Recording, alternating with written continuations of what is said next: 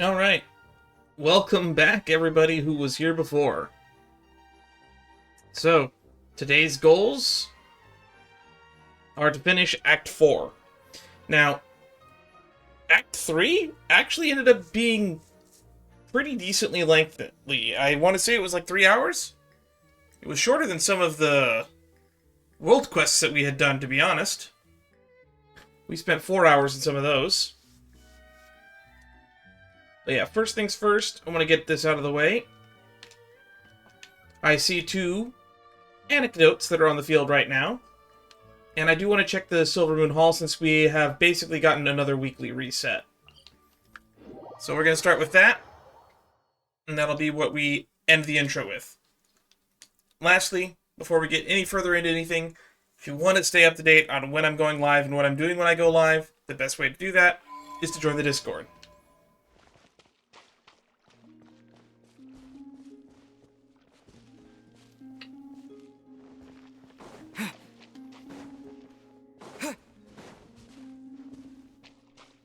Looks like nothing new is going on here, which is kind of a shame. Is she up there, or is she over there walking around? Or maybe we're locked out of doing this while we're in the middle of the Archon quest, who knows?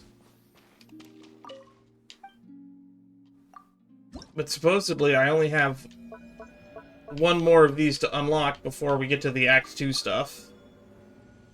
And I imagine there'll be new ones that unlock after we complete the current Archon quest. But for the time being, it would seem that I cannot continue this. Let's check in on Lauma, though. What could this anecdote be? Maybe it'll be another anecdote where Yehoda just shows up randomly. I also wonder when these anecdotes chronologically take place. Yeah, Fern is still hanging out here.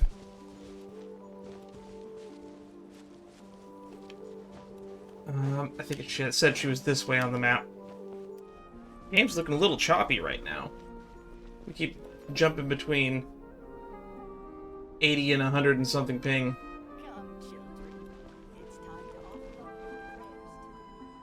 He's at the table talking to animals again.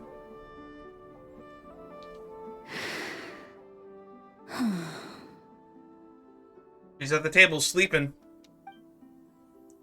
I feel like I've seen this interaction with Cyrene and Honkai Star Rail several times. She's sleeping? Should I wait until she wakes up? Or maybe I can come back later. Sorry if I woke you up. There's no need to apologize. I wasn't sleeping, merely resting my eyes. I do that all the time. If you ever see me fully lean back in my chair, it's because I'm resting my eyes. And if my head tilts back after that, it's because I'm asleep. Besides, this child heard your footsteps and told me of your approach.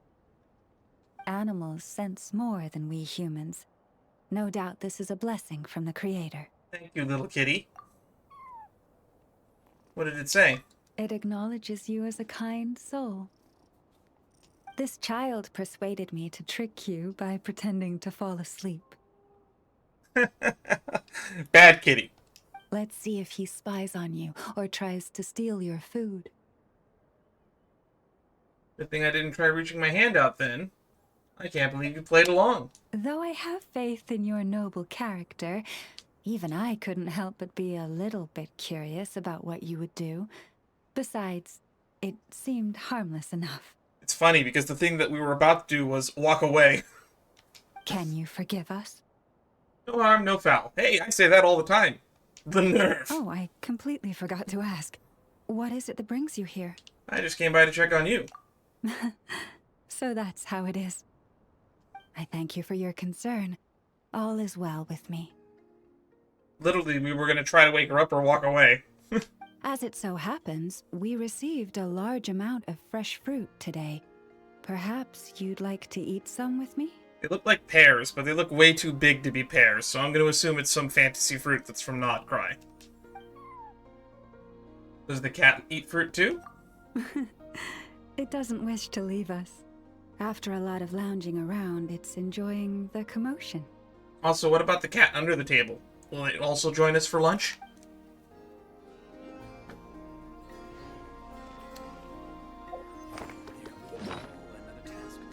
Oh, there's a spin crystal over there. Gotta make sure I grab that. Anecdote chronicles Lauma, the Gathering. On Heizou Island, you come across Lauma taking a break. Even though you try not to disturb her, she notices you right away. Or maybe it was the cat beside her that spotted you.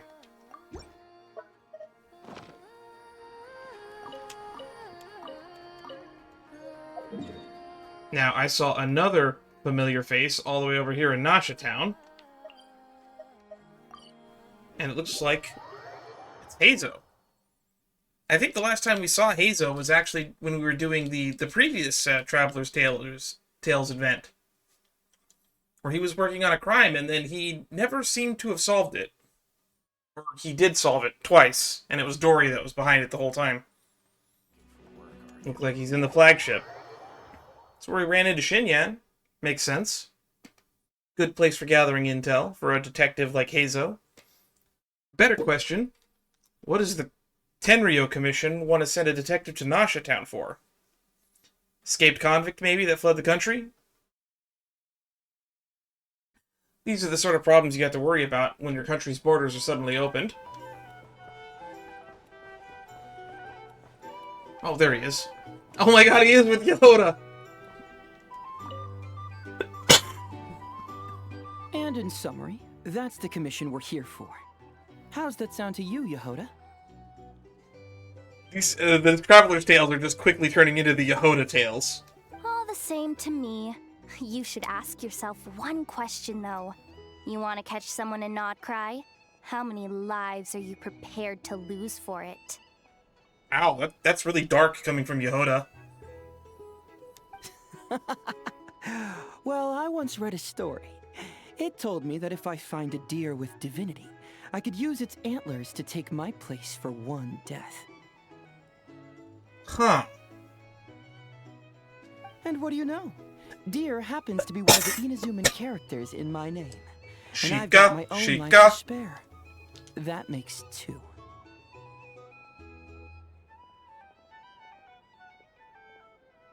Don't say that too loudly. You might offend the Frostmoon Scions. Traveler, what a coincidence. What are you doing in Nodcry? Another stop on your journey, perhaps? Perhaps more like indeed. What are you doing in Nodcry, Heizou? Has some investigation brought you here? Sharp. I'm here in pursuit of a fugitive who fled Inazuma. Damn, I was right on the money. He's racked up a real rap sheet, and he's always trying to flee further and further abroad. A few months ago, we received intel that he was hiding out in Nodcry and had joined a band of bandits. He soon returned to his usual MO, that is to say, robbing homes and raiding caravans. I think they called themselves the Seahook Gang or something. Word is they're quite a big deal in Nodcry, and have taken in a fair share of exiled criminals from across Tevat. I mean, that seems to be the way to gain notoriety real quick. After that, I knocked on the doors of the Curatorium of Secrets, Mora in hand, and asked the boss to get me someone who could point me in the direction of this Seahook Gang. And that someone is Yehoda? That's right. Judging by your expression, I'm guessing you're acquainted. She's very good at what she does. I can tell. My intuition tells me that if Yehoda became a thief, even I'd never be able to catch her. Really? I mean, she does seem to have this weird ability to stop time, that I wonder if it's going to be incorporated into her kit somehow. You can cut the chatter. Boss Neff gave me the job, so it's only natural I'd be good at it. But the Seahook Gang you're looking for isn't the original Seahook crew. Ooh, that's interesting. The original gang's long since disbanded. The people calling themselves that now are just riding on the name and scamming folks left and right. You really just have all the intel, don't you, Yehoda? Yeah, I guess I do, huh? You run with this gang, don't you? Interesting. This is news to me. Would you mind telling me more about this new gang of imposters, Yehoda? What's there to tell? New or old, fake or real, the Seahook Gang are bandits. A bunch of scoundrels who banded together for Mora, then fell out over it. You know, now that I think about it, in a land with no law, are they bandits or scavengers? Or just good old-fashioned con artists? Their old leader wound up thrown overboard as fish food, Yikes. while the underlings fought among themselves for the scraps. Some died, and others continued their wanderings. The long and short of it is that the old Sea Hook gang are dead, gone, or both. Wait. Doesn't that mean some of the suspects within could have started going around committing crimes again? When a house goes poof, the snakes and rats nestled within find other walls to burrow into. That's just how it is. Nobody wants to die out in the wilderness. Speaking from experience there, kid.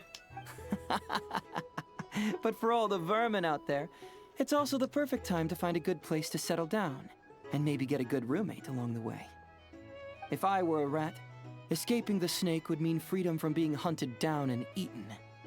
When you think about it, that's a good thing. In any case, you've been most helpful, Yehoda. Thank you for the intel. It seems the Mora spent on your services was well worth it. It's honestly a real load-off to know that these people are just imposters using the Sea Hook gang's name. I'd have had to admit I was in over my head flying solo against the real gang, with its international cohort of goons and all. That's actually a really good thing. Still doesn't help you track them down all that much, though. Well, wait. You think you can take them on as they are now, all by yourself? Yeah, more or less. After all, I'm only looking for our Inazuman fugitive. I'm not here to bring the whole gang to justice. That's a bold statement, but whatever. I'll help you track the imposters down. What happens after? That's got nothing to do with me. How about I go with you? That way we can go around the whole gang up. Your kindness is appreciated, but this time I'd rather this be a solo outing. Now, I suppose that's that. I'll leave locating them to you, Yehoda. As for me, I'll get to thinking of how I can haul this scoundrel back to Inazuma and have him confess his crimes. Probably knock him out with a punch.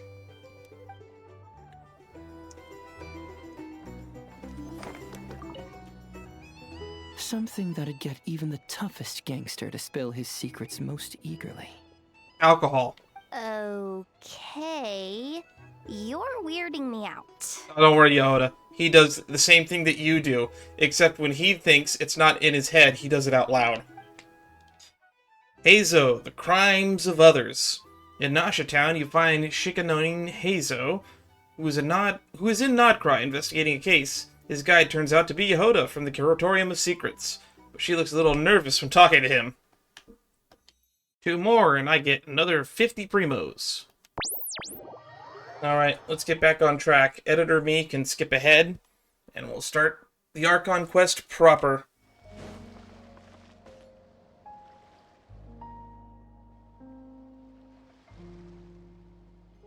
Do you think the others are making good progress?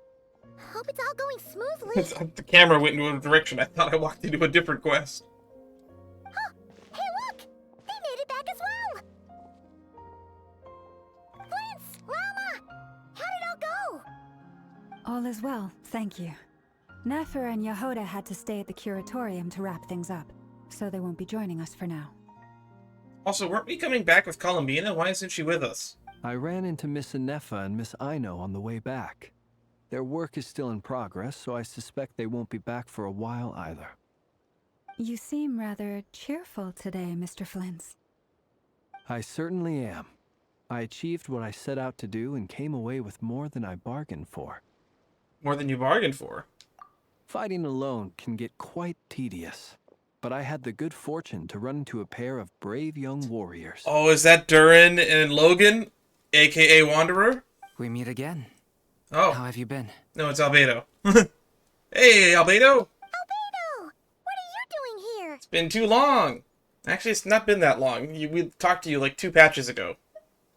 I'm guessing you're here to see Varka? That would be a natural assumption to make. It's also the correct one. These two courageously lent me a hand while I was fighting the Wild Hunt. When they told me they were Servarka's colleagues, it all made sense. And given how people of outstanding talent tend to cross paths, it's no wonder you're already acquainted. So, who's your travel buddy, Albedo? Where'd they go is a better question. Why don't you come and introduce yourself?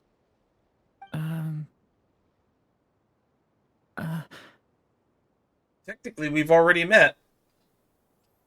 Unless you didn't play the Similanka story quest, I guess. And then even then, we technically did meet during the what was it, the interlude chapter. A gentleman of few words, I see. And a rather stern countenance. I presumed you were acquainted with him. Is that not the case? Wait, those horns, you must be... Oh my god, is Aether not going to be an idiot for once? It's nice to meet you. Again. We've technically met before. Wait a sec. You're Mini Durin. I guess he's just Durin now, though. That's right. It's me.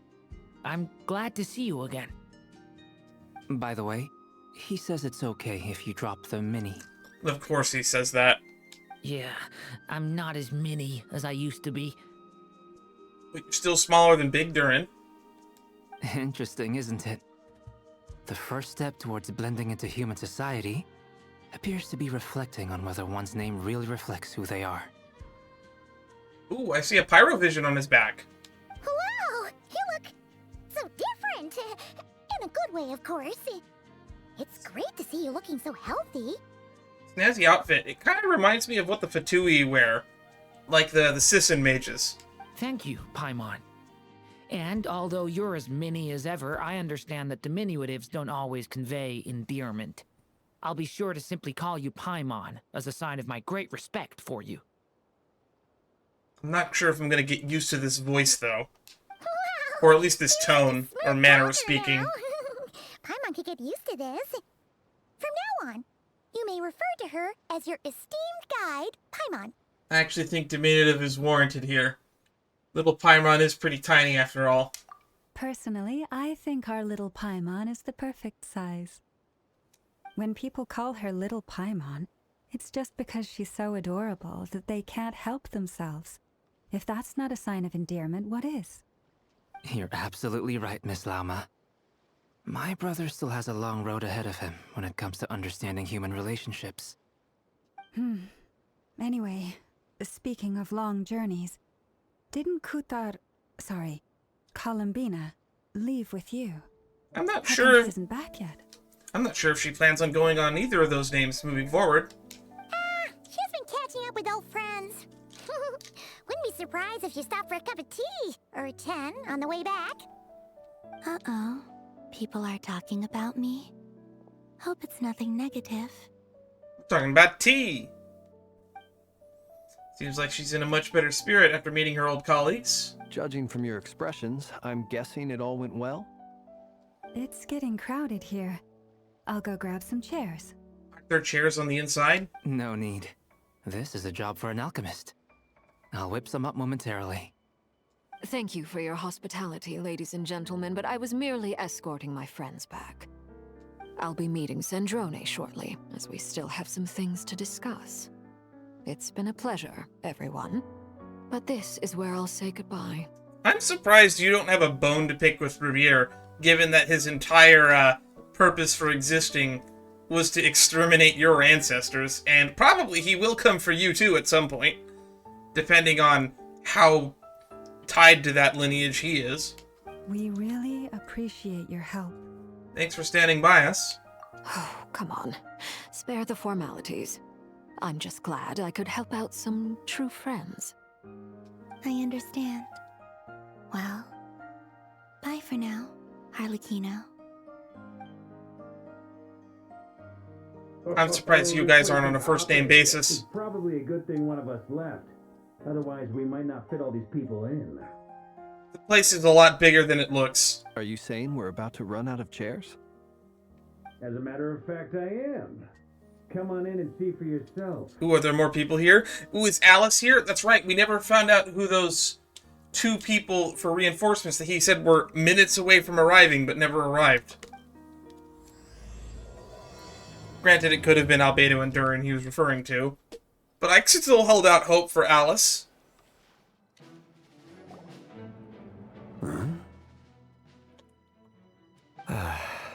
Oh! Well, that was unexpected. So maybe it wasn't, Durin and Albedo he was waiting for.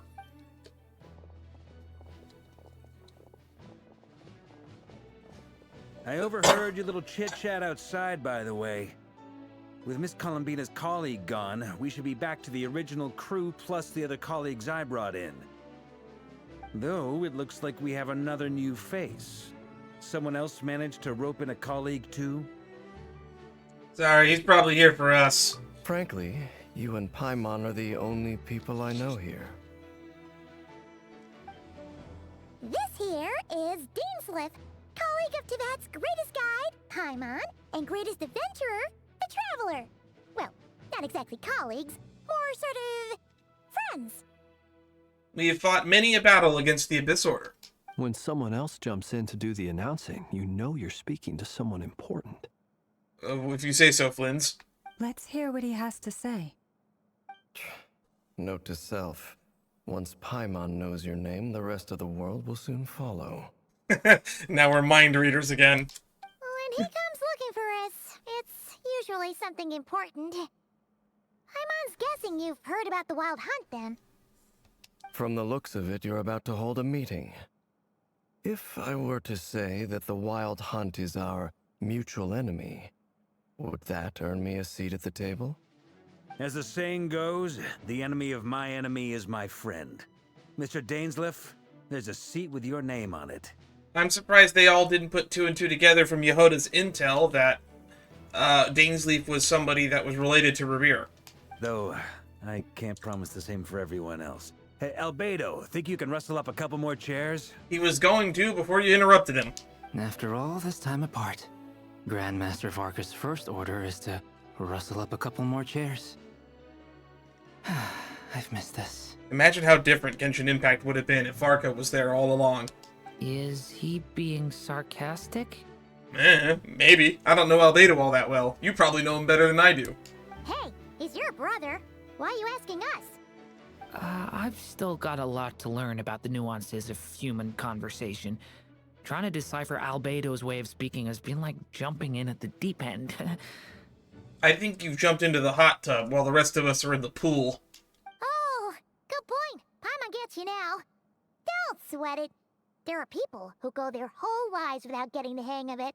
You're ahead of the game already. Look at you, Paimon, expert in the art of encouragement. I wonder what's taking Nefer so long. Perhaps you should go and check in with her. If anyone can hurry her along, it's you. I just got back from the curatorium. Besides, aren't you curious to see what's taking her so long? Miss Nefer doesn't strike me as the type to share secrets. And since gathering intel is her specialty, I'm guessing she'd prefer to keep her methods confidential. Yeah, that tracks.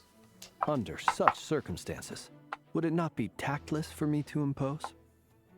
Oh, but it's fine for me to impose. What can I say? You have an unrivaled ability to garner people's affection, Miss Moonchanter. Besides, you have far more in common with her than I do. That's the argument I would have made. That first part feels a little bit sexist. All right, then. Only we had cell phones in this universe. Impressive. She barely fought back at all. I admire your powers of persuasion, my friend. As I'm sure Miss Lauma will realize soon enough, the trick in life is to always pitch in with other people's responsibilities so that you can be selective with your own. Another trick is to simply hide in the background. Spoken like a true sage. Oh my god. Now there are 2 of them. Anyway, looks like we've got some time to kill before the meeting. Let's take a little breather, folks. And feel free to chat amongst yourselves. We'll get down to business once the other 2 arrive.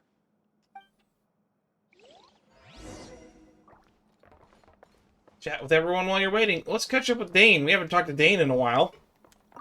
Is there something you'd like to say to me? Long time no see? Yeah.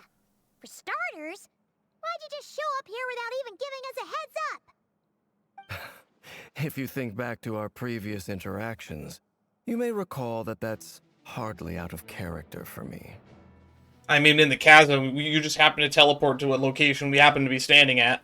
You do have a point there. Sorted out your accommodations yet? Oh yeah, you'll need to find somewhere to stay the night too, right? Want to tag along with us? You never know. We might get a group discount.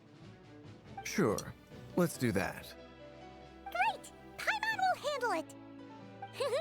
And in return, we can get Dainslift to be our very own personal bodyguard. Paimon, you're thinking out loud again. If that's what you had in mind, you should have said so sooner. I'd be happy to help. Oh, okay then. I mean, now that you think about it, bodyguard is essentially what his job was. But for a king. Anyway, since we're all here together, we might as well watch each other's backs. That's just what friends do, right? Indeed. Thank you. Is there something... Yeah! Okay, so this is just repeating. You do have a point there. Oh yeah! Sure. Great! Editor me, And cut in this out. return- Okay, note to self, do not talk to them a second time. Why are these You're three having a both awfully convo? Quiet. Why don't I start us off with an icebreaker? Oh god, no. Much obliged. Albedo's not exactly the most avid conversationalist. Have either of you ever had your portrait painted? If not, I'd be glad to help. Actually, she has. Multiple times. That sounds like a lovely idea. You know how to paint then? I dabble occasionally. He's a world-renowned artist for, I think, light novels and card games. He's an excellent painter. Tables, chairs, people, dragons, you name it. He'll paint it for you. I'm flattered. If I ever get the chance, I'd like to give it a try myself. I'll bear that in mind. Anyway, how about you, Durin? What sort of portrait would you prefer? Oh, I'd be fine with anything. Whatever style feels best to you. Very well. Then I'll play it by ear. You can replicate any style I want? I can try. If you show me a sample, I'll do my best to match it. Thank you. In that case, I'll dig up some reference material for you. She actually has reference material since we just recently taught the Kohenki, or we got the Kohenki painting some stuff. Truth be told, I can't remember the last time I was in a meeting with so many people. Probably 5 years ago, because that's how long this damn story's been taking.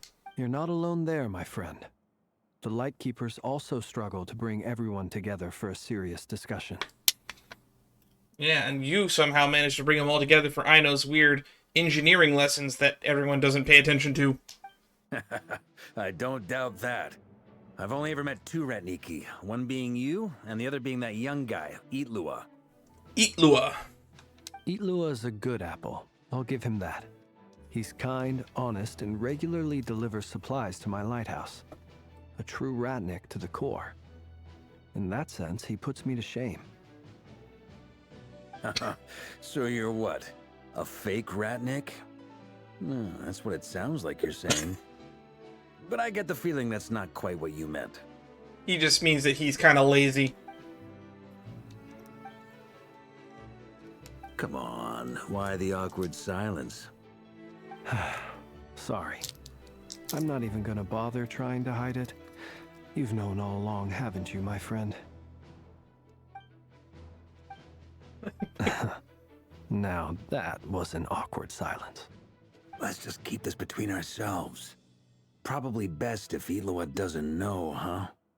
That goes without saying. Gotta be careful what you share with youngsters, after all. Anyone else in the know? Let me guess. The Traveler and Paimon? It's dangerous being too sharp for one's own good, you know. Then, in the name of the Animo Archon Barbados himself, I swear your secret's safe with me. When we went for drinks, you said that you and Barbados were practically best buds. In the light of that claim, do you really expect me to take your oath seriously? Of course. Just as long as you don't go spreading around the fact that I'm close with Barbados, all right? Fair enough, then. Nothing like a bit of mutual leverage to seal the bonds of friendship. Or the bonds of blackmail.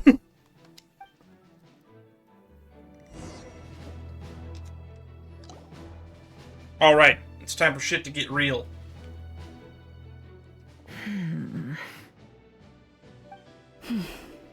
She actually convinced her to come.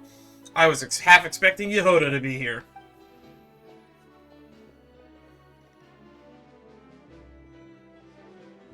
Ah, Miss Nefer. You made it after all. Do you think she recognizes Dainsleif? But what about Yehoda? I'm here to give you an update on how things are going on our end. Once this is over, I'll be heading straight back to continue my work. I left Yehoda back at the Curatorium to watch over things while I'm gone. Huh. So much for just this once. Shh! Not so loud! We're on a roll here. What if she remembers and suddenly decides to back out? Shush, Paimon, don't say that out loud either. Did you say something, Mr. Varka? God, we're like standing like 2 feet in front of her. Huh? I didn't say anything. Right, Flint's? Flint's is all the way over there. Must have been a frog. They get so noisy around There's here actually a at frog nighttime. in here. I can't believe It's they like cut they're to a putting on frog. concert in the background. Anyway, before we begin, there's a few introductions to make. Let me start by saying that it's an honor to be speaking before so many distinguished colleagues and collaborators. First up, we have Miss Lauma. As Moon Chanter, she's the leader of the Frost Moon Scions, a local religious community in Nodcry. Then there's Miss Nefer, boss of the Curatorium of Secrets, an intel gatherer extraordinaire. Nefer is leading the investigation into Rerir's background, assisted by Yehoda and Lauma. From the little I've heard, they're making some great progress. Over here, we have Mr. Flint's, a ratnik and guardian of the abandoned lighthouse. In our last operation, he courageously distracted the wild hunt to buy time for the rest of us.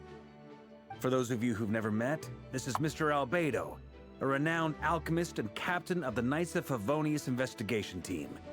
By his side is a new face for us all, myself included, Mr. Durin, who has come to lend his aid. Next up, we have the Moon Maiden and former Fatui Harbinger, Miss Columbina. Then we have the Traveler, who's earned more titles than I could possibly hope to list out, so I'll spare you the rundown. Yeah, please. Paimon, the ultimate travel companion and quite possibly the best guide in all of Tevat. Wait, was that quite possibly necessary? Wow! That's a lot of people! Great turnout! And last but not least, Dainsleif. Miss Nefer, it looks like you might have another job coming your way, so, congratulations on the booming business, I guess. You think I haven't got enough on my hands as it is? Who's looking for me now? That would be me, Miss Nefer. I have a commission for you. And you are? Dainsleif. Who I am doesn't matter right now. What does matter is that I'd like you to gather more intelligence about the Rerir of Solnari.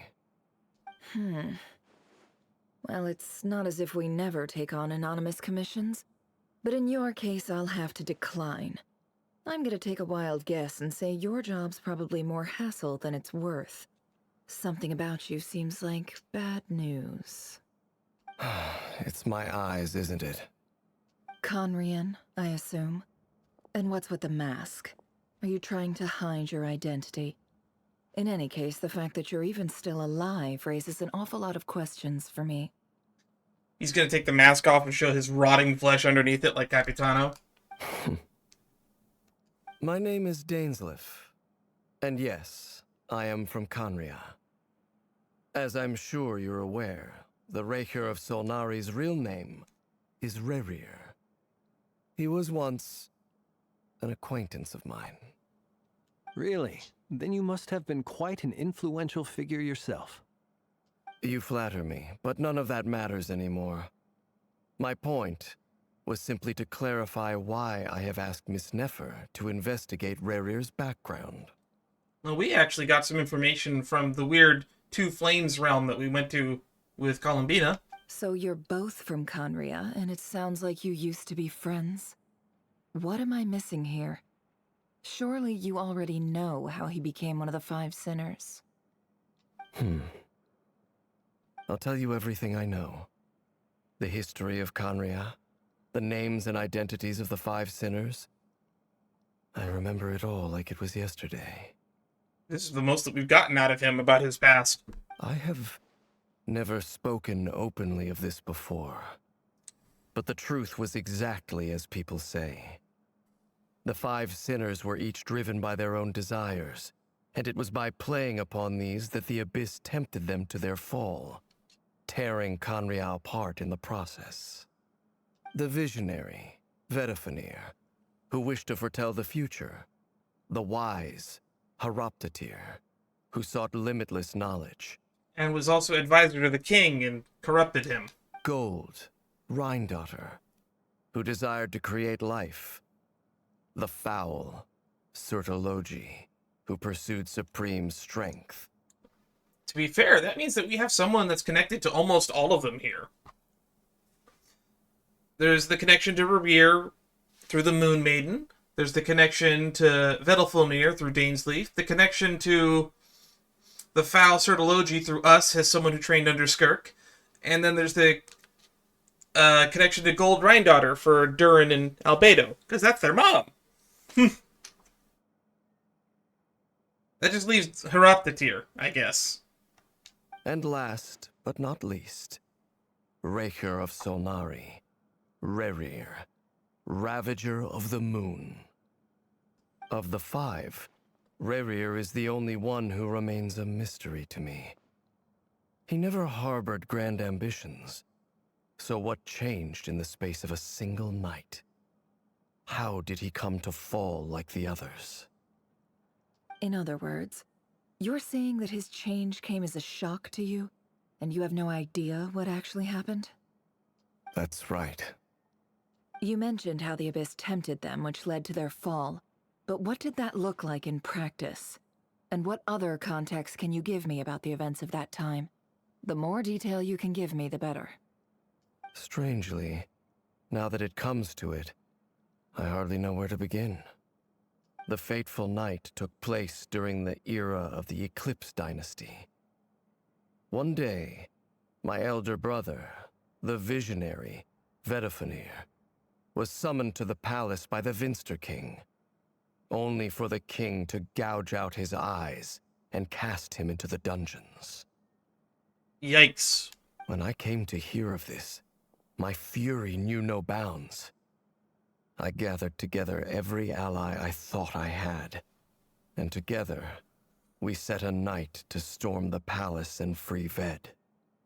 Centuries on, the memories of that night still haunt me, like a never-ending nightmare. We broke through the palace gates, just like we had planned. I don't comment Each much, it's striking because I'm towards literally our hanging on separate the edge of my targets. seat here. But then, I was betrayed.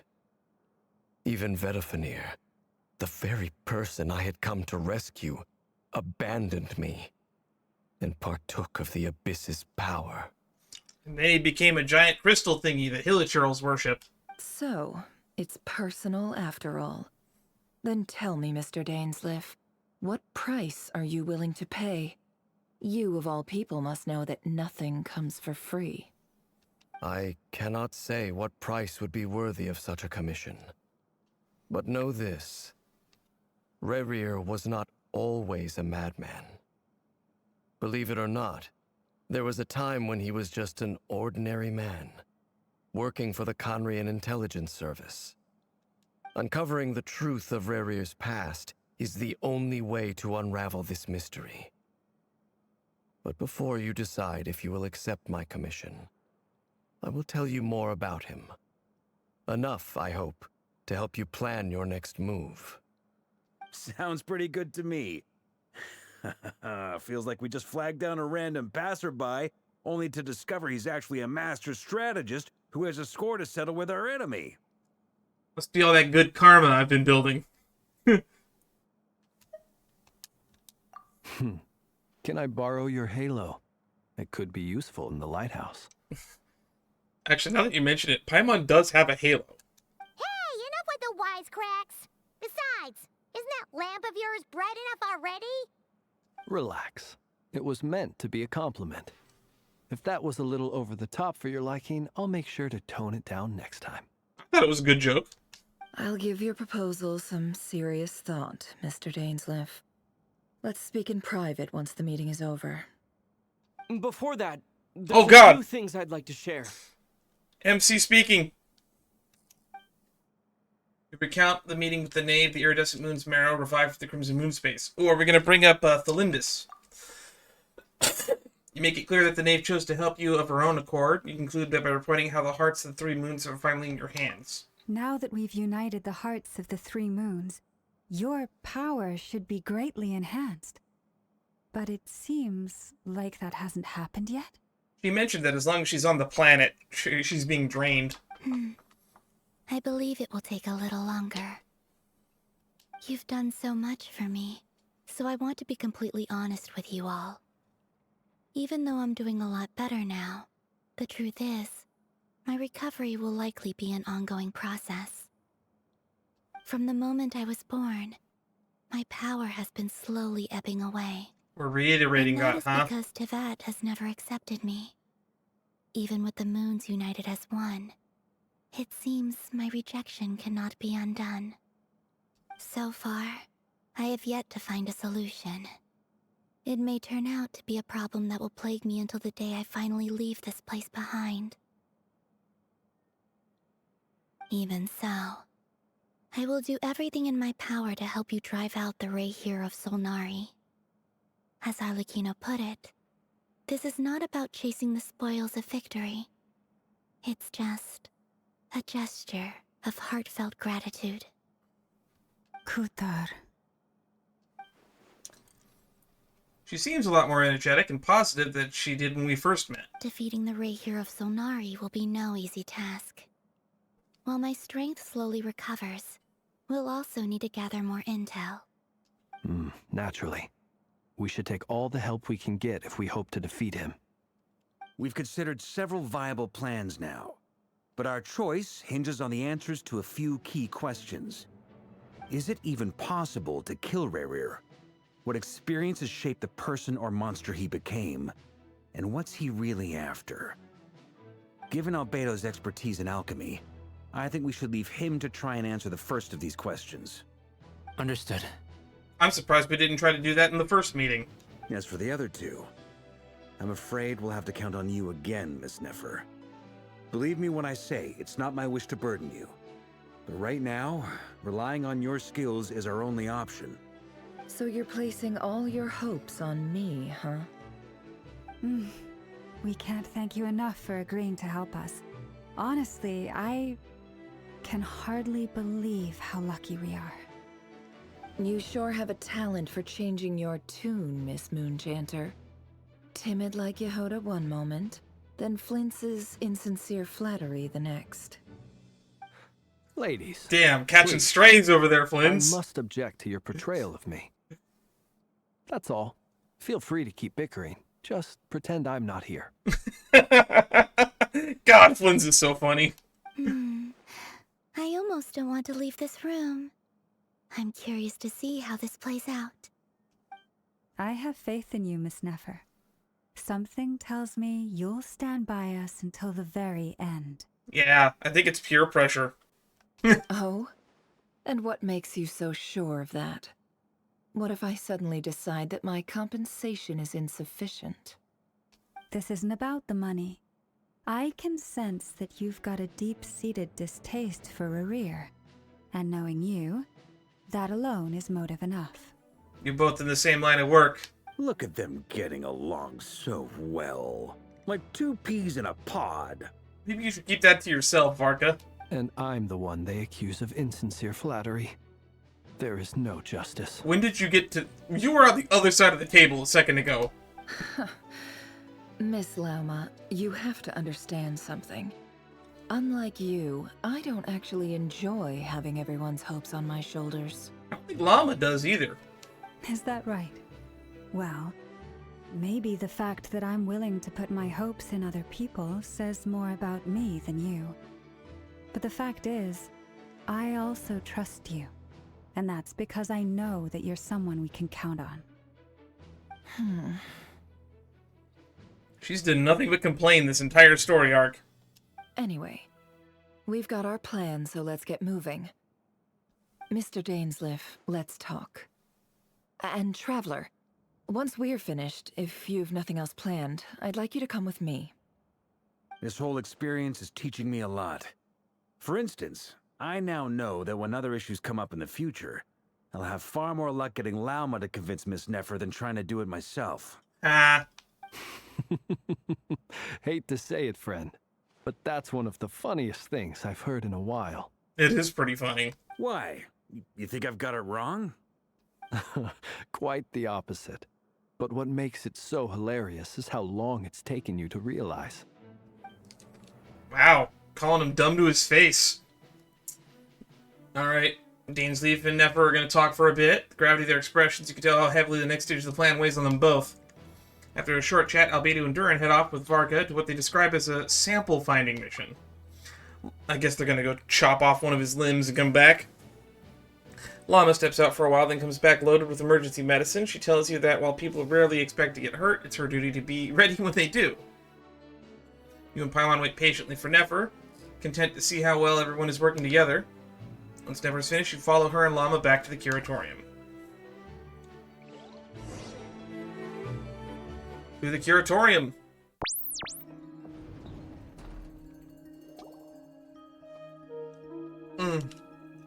Thank you for waiting. It's okay. We actually used the time to help Dainsleif get a room at the hotel. That's very considerate of you. Now, I trust you share my curiosity about Rerir's past, and you seem fairly familiar with Mr. Dainsleif already. We've known each other for quite some time now. A little We over spoke at 4 some years. length after the meeting. He was the one who suggested I should invite you to join this operation.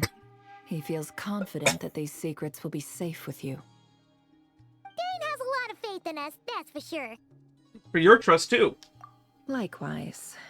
I appreciate that you got right on board without interrogating me about why I invited you. It shows that you trust me to explain everything in due course. That's because we know what you're capable of. We appreciate you too, Nefer. You might have been forced to help in the beginning, but this time, it was your choice. That's one way to put it. Another is this, that once a decision's been made, it's set in stone. After that, my only goal is to see it through. Alright, so here's how it is. I'm going to access Rerir's thoughts again using my confidential method. Now, I'm sure you've seen things like this before on your travels, so you're surely well aware of how dangerous it can be. I wonder when she's going to use that thing she borrowed from Dory, that Alice gave Dory. The reason I've gathered you all here is to ensure my safety during the proceedings. I plan for us to enter the fragment of his consciousness together, and once inside, I will focus on searching for information. Think of this as a diving expedition into someone's brain.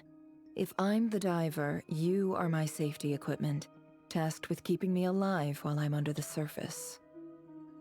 Once the ceremony begins, we will all be spying on privileged information. But in the interests of safety, you must remain absolutely silent at all times. Why did we bring discuss our Paimon? observations after the ceremony has concluded. Lastly, any individuals of a weaker constitution are advised not to partake in the ceremony. In any case, Paimon has her own job to do, which requires staying in the room, but not joining the ceremony. Nefer conspicuously left out the details of her confidential method. I guess her brain diving techniques are a trade secret. Well, good luck, everyone. Sounds like all Paimon can do is cross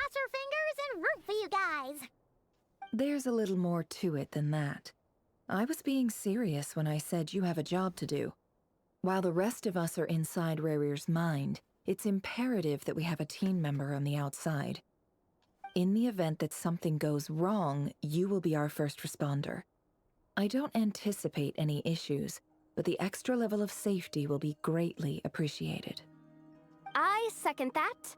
This is a dangerous operation here, and you're our whole rescue team. That's pretty much the most important job in the crew. So, Paimon's like the lifeguard? Yeah, that makes sense. If we're going off of, got it. if we're going off of like the old diving helmet analogy, you're the person that's standing outside pumping the air machine, or you're the person standing outside lowering the cable that's going to pull us up in the event of something going wrong. Good. Please, take a seat. We'll get started momentarily. I don't think we've ever seen Paimon sit down. We've seen them lie down. We've never seen them sit down. So, did Mr. Dainsleif tell you anything else? He told me that he believes Rerir kept some big secrets in his life. He's not sure that they were the cause of his eventual downfall, but he's asked me to uncover what those secrets were all the same. But surely you're not planning to go through with this, no matter the cost. If you think that, you'd be overestimating me. I'm a businesswoman, not a mercenary. But I do have my own professional reasons for taking this job. You think I'd turn down the opportunity to get a first-hand glimpse into Conrian history? No chance. Well, as long as you don't let morbid curiosity get in the way of safety concerns, we're good. We'll do whatever we can to help you. You're such a killjoy. Was that such a killjoy thing to say? Stay safe? That's like what I say instead of goodbye most of the time. Or if somebody tells me goodbye, I respond with stay safe. He's got incense, candle, almost feels like a summoning ritual.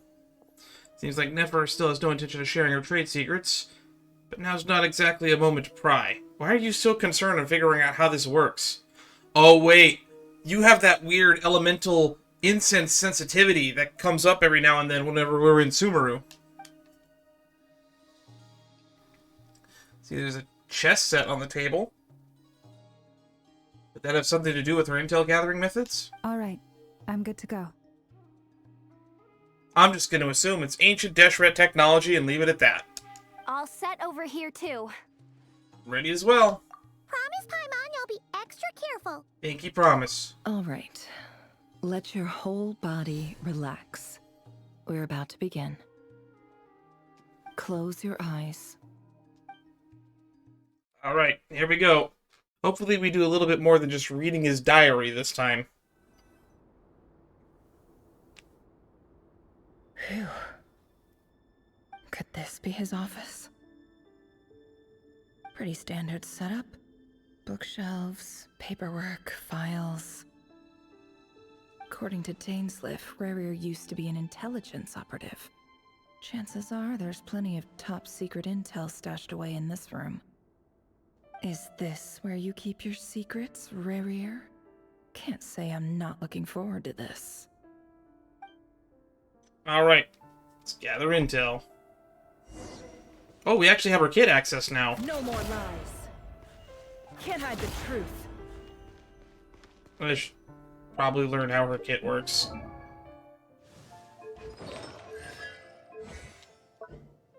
Normal attack up to 4 kicks, dendro damage, enter the slither state. Consume stamina, move more rapidly up to 2.5 seconds. When the skill button is released, the duration ends or stamina runs out. Nefer will exit the slither state and consume a certain amount of dendro damage. When in the shadow dance state, additionally, stamina consumption is decreased. Additionally, unleashing the elemental skills, Senate strategy dance while sprinting, yada yada. Not cause her to exit the state. Senate strategy dance of 1,000 nights. A dance that has dissolved dynasties, as chilling winter's night on the great sand, yet still lingering with the tenderness of moonlight gauze. Never charges forward, dealing AoE Dendro damage to break the Shadow Dance state. On the Shadow Dance state, if you have at least one Varying Dew, that's the weird moon thingies. Never's charge attacks will be replaced with the special charge attack Phantasm Performance, which will not consume stamina when the Shadow Dance state. Never's resistance to interruption is increased to initial charges. True Eyes Phantasm. Grant revelation to the mysteries of the false through Thoth's true sight. Dealing AoE Dendro to opponents ahead when unleashed, Never will consume all Veils of Falsehood to increase damage dealt for the current elemental burst. Major Moonlight. Moon Sign, Ascendant Gleam. When she unleashes her elemental skill, Ascendant Strategy Dance of 1,000 Nights, Dendro cores on the field will be converted into Seeds of Deceit. And any Lunar Bloom reactions triggered by nearby characters in the following 15 seconds that would cause or create Dendro cores or Bountiful cores will instead create Seeds of Deceit. Seeds of Deceit cannot trigger Hyper Bloom or Burgeon reactions and will not burst. Interesting. When Nefer unleashes Charge Attack or Phantasm Performance, she absorbs the Seeds of Deceit within a certain range, gaining 1 stack of Veil of Falsehood. For every seed absorbed, when this effect reaches 3 stacks, the 3rd stack duration is refreshed, and Nefer's Elemental Mastery is increased by 100 for 8 seconds. God, this is complicated as all hell. When Nefer is in the Shadow Dance state for 5 seconds, after a party member triggers a Lunar Bloom reaction, Nefer's Slither state will provide an additional Verdant Dew. Every 100 points of Elemental Mastery beyond 500 will strengthen additional provision by 10%. Okay. Party member triggers a Bloom, yada yada. Moon Sign by 1.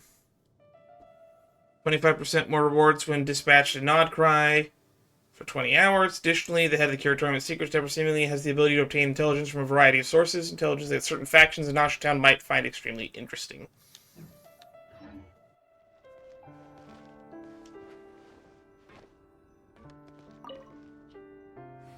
A file tucked inside a folder. The title reads, Dear Breakfast Shop Owner. It's a list of names. That's not nice. But at this stage, I have no idea who any of them even are.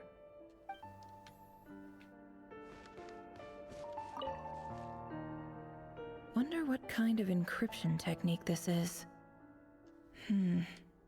Seems like it has to be inserted into that camouflage device nearby. Aha! It's an audio recording. Please, hear me out. I can't shake this feeling that someone's been spying on our house. No, I'm not being paranoid. It's true. I saw someone dressed in all black. It was a couple of days back, but that was on another street, not near my house. I swear, I know what I saw. There's a note in the margin. Surveillance of the run for their residence has concluded. We apprehended the target and filed the mission report last night. Could the voice in the recording belong to one of Rerir's targets? This is why we look at everything. It's just getting kind of loud.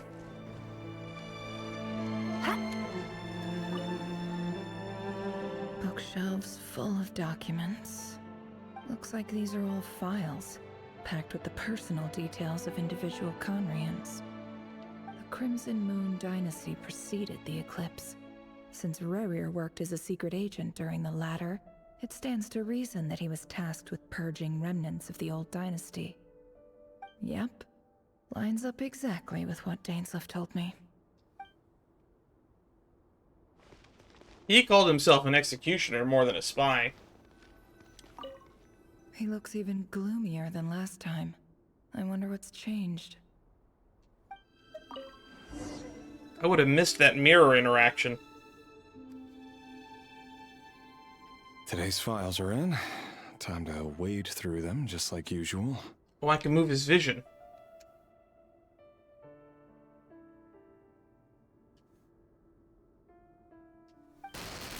Uh-oh. Male, 51. Occupation, cook. Confirmed Crimson Moon descendant. Has maintained frequent contact with other descendants over the past year. Poses a threat to the dynasty. Under what circumstance? Neutralized. Killed him anyway, never mind. This one should be archived under purged targets.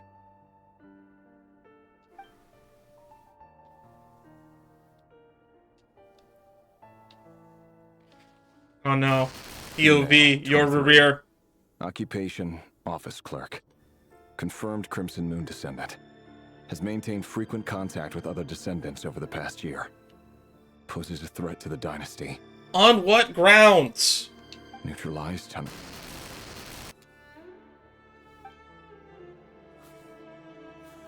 Another one for purged targets. Sounds like she was that other man's daughter.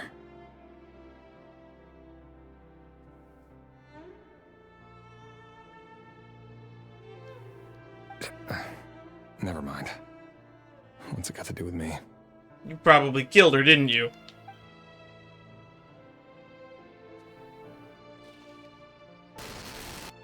Male, 40.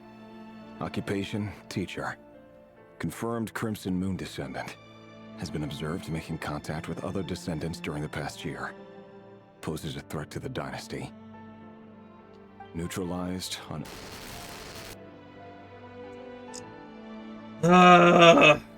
Genocide is always bad, just for FYI, for those who don't know. Just another nobody for the archive. Another nobody. This was somebody that mattered to the lives of many people. Come to think of it, I remember surveilling this man. A case like his never would have been considered a priority in the past. Huh. He barely even interacted with other Crimson Moon descendants. Is that a child? Female. 16. 16? Occupation, none. Orphan and confirmed Crimson Moon descendant. Has been observed making contact with other descendants during the past year. Poses a threat to the dynasty. How? Neutralized on... Killed him anyway.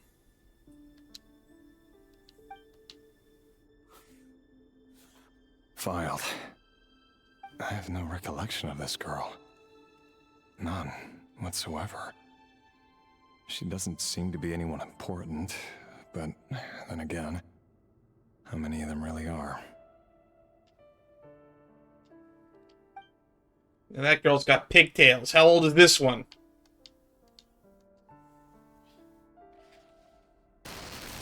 Female, 13? Occupation, none.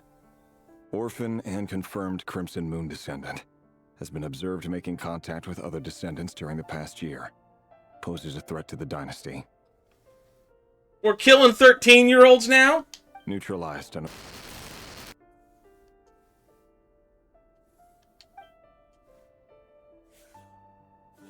Filed.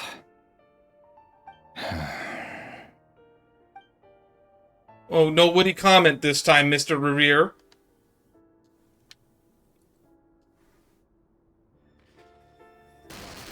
$11?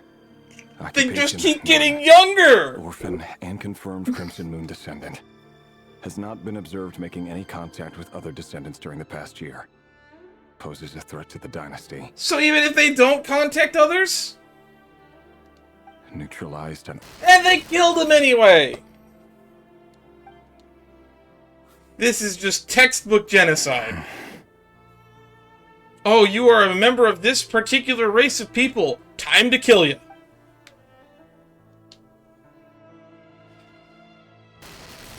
Six! Occupation, none. Orphan and confirmed Crimson Moon descendant. Poses a threat to the dynasty. A 6-year-old doesn't pose a threat to anyone!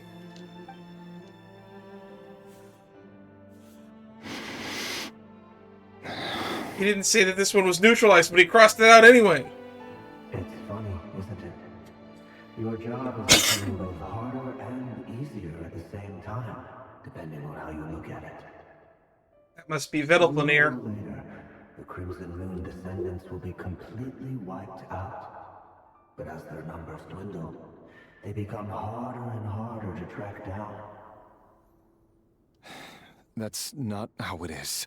Fortunately, however, most of the able-bodied adults have already been taken care The remaining weaklings will be increasingly easy to deal with. Is it the Abyss or Vedelfenir? No. My job is to ensure the survival of the Eclipse Dynasty. And the only way to do that is by eliminating any and all potential threats. It's a perfectly legitimate line of work. Sure. Every single one of my colleagues As long as you can just don't attest label to my anyone a fairness. threat. And if my friends were aware of the facts, I know they'd back me up too. Assuming, of course, that they were aware of all the facts. You're not even aware of all the facts. We're killing 6-year-olds. For fuck's sake. I knew this was gonna get dark, and there was gonna probably be genocide involved. But God! I didn't think they would make us go through it like that. Oh, I'm so angry.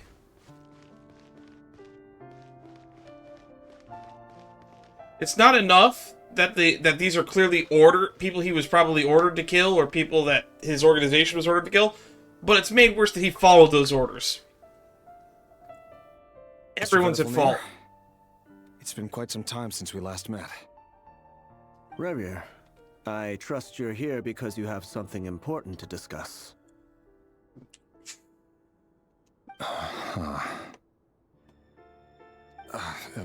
Forgive me.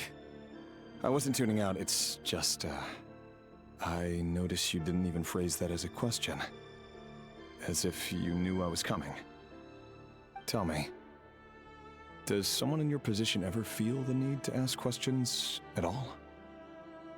It is indeed within my power to foresee certain things. Things like your arrival. I was just thinking. It won't be long before I'll be inviting both you and Dane to my wedding. That isn't a lie, but nor is it a fact as such. It's a wish, isn't it? God, this guy's a dick. No fooling a prophet, is there? Ever since that day we met for drinks, I knew it was only a matter of time before you came looking for me. Does it feel good? Knowing how the future will unfold. Personally, no. I would be on edge at all times. I'm afraid the notions of good and bad fail to capture the complexity of what such a power entails. Once you've seen what will come to pass, it can be all too easy to succumb to fear and melancholy. Unless, of course, you learn to abandon these feelings. You fear my silence, and long to hear the words I left unspoken that day. That's right. You must have noticed my reluctance to broach the subject, and the reason is simple. Because the truth could never have lived up to your hopes. For both our sakes, such words are better left unsaid. Do you have like $2 in quarters? I do not. Thank you. The problems of doing laundry in this day and age when you don't have your own washing machine. Kinda sucks.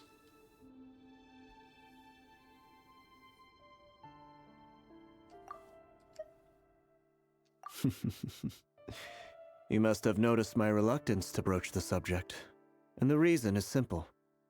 Because the truth could never have lived up to your hopes. For both our sakes, such words are better left unsaid.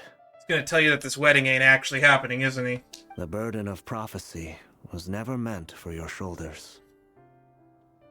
So who exactly do you deem worthy to hear your prophecies?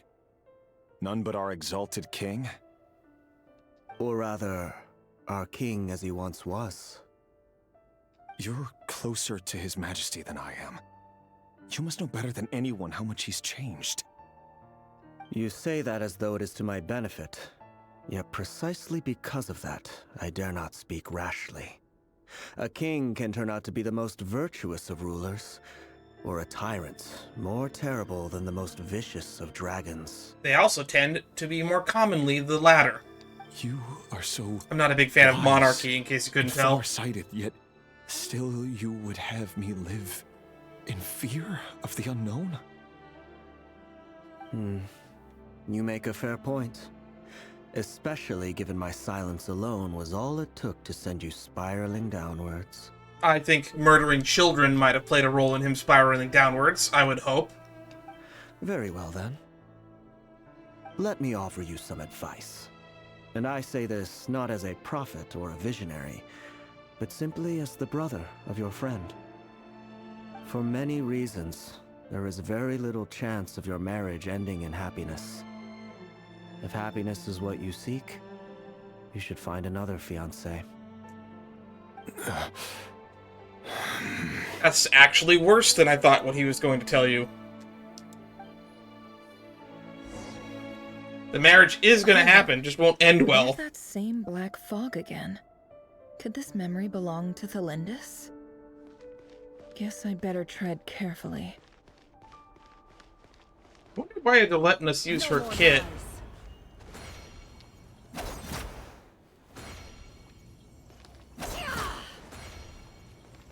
Can't hide the truth.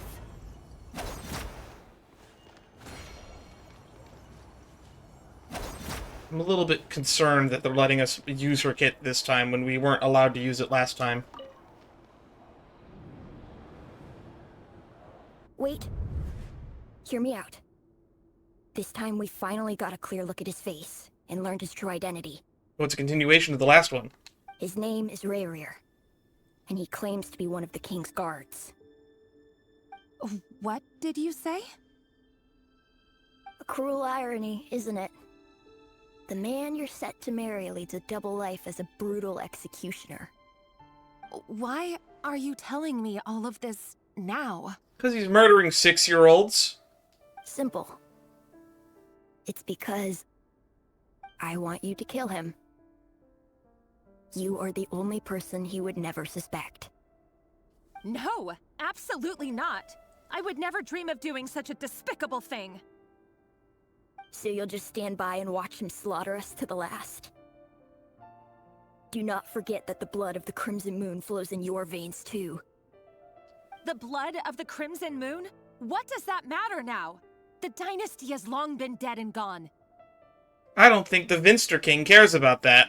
You think that alone is reason enough for me to throw away everything I have? Why wouldn't it be? You two were once a child of the Crimson Moon, just like me. Don't tell me you've never felt so much as a flicker of fury for the way we were trampled into the dust.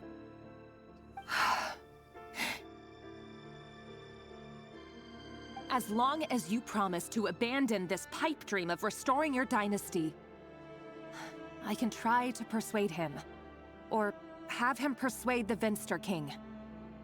Persuade the Vinster King? That guy only listens to Hraptatir, I believe. Do you even know why he's so obsessed with hunting us down? Why he keeps trying to force us to hand over our secrets? Over and over again? Or why we refuse to give up on restoring the dynasty? The Vinster King. A blind fool. His eyes clouded by powers from beyond this world. A petty little man with a miser's heart. And he dares to sit upon the throne? Mark my words. Sooner or later, Conria will fall. And it will be his doing. I mean, that is exactly what we were told happened. And I would love to say that this kid's a prophet, but at the same time, it's very obvious. I mean, even just looking at the current political climate in the world I live in now, you could say any nation is going to fall. But to have the confidence to say that it's going to fall during the current administration? That's cold. If you can't bring yourself to do it, so be it. Just you watch. It won't be long before calamity descends upon us all. The Rerir of Solnari. The fall of Conria is probably the only reason that they don't get fully genocided. Which leads to people surviving in, like, Arlecchino's lineage.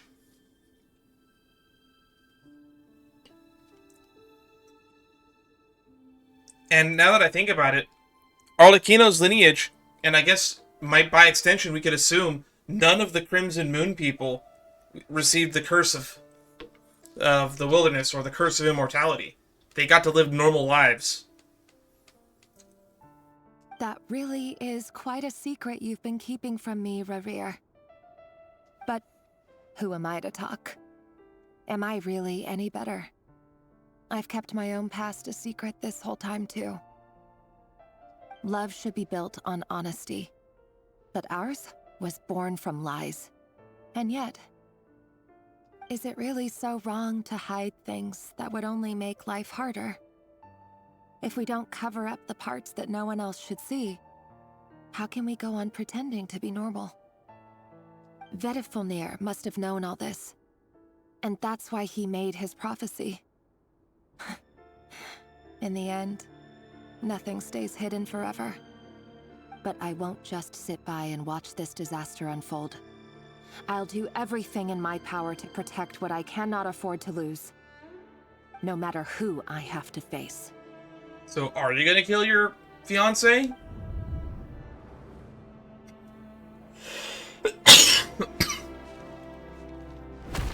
Huh? Was that Rerir who just walked past the window? Doesn't it give you the chills that he still takes the same road to work every day? As if nothing ever happened. Those people at the deli. Enough already. They're clearly pretty taken by their own disguises, so just smile and play along. Pull the rug from under beasts like that, and you'll risk having your throat torn out. Deli? Oh. They're talking about those people from the opposition. Right. That music's getting a little bit loud. To run a deli. People of no consequence always vanish so easily. And no one even remembers them. It sounded like your neighbors remember him pretty fondly.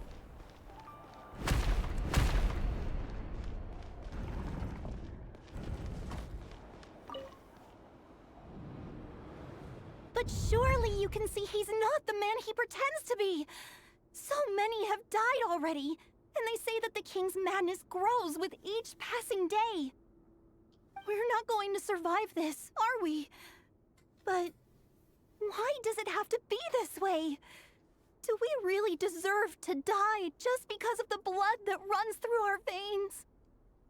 I agree with you, kid. Felindis, are you even listening? Sorry, Freether. My mind was off wandering. I heard you, though. You're talking about what Rerir said. He's just following the king's orders. He's a secret agent, and it's his job to hunt down rebels and dissidents. By the time you first met him, he'd already taken lives. Maybe he was using you from the very beginning. It is a possibility. His love for her seems genuine, though, so I'm not gonna jump to that conclusion. No. Rerir has no idea I have anything to do with the Crimson Moon. My family are only distant relatives of the main lineage, and besides, my eyes are perfectly ordinary. So are hers, too. Truth be told, apart from my teacher, pretty much no one knows I have any connection to any of it. It's been a long time since my family severed ties. I think he killed that teacher. But as Orlog said, who could possibly talk sense into that raving lunatic of a king? No one. I'll work something out. Trust me, I'm with you all. But for now, you need to keep yourselves hidden. Don't let anyone find you, anyone at all. Don't forget that Rerir is an Eclipse operative. You need to be extra careful when he's around.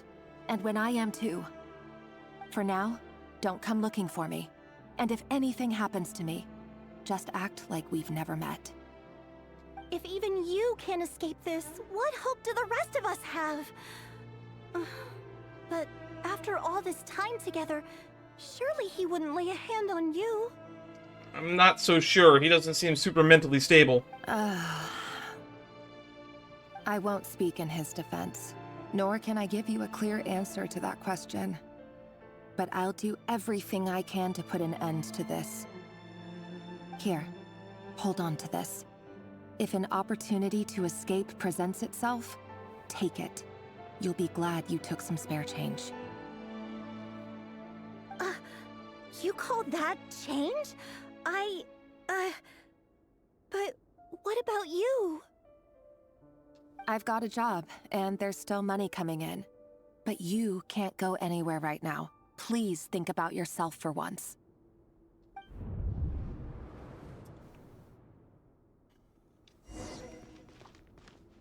I really wish Arlecano was involved in this a little bit more. This is her family lineage we're looking at right here. Go to the training room.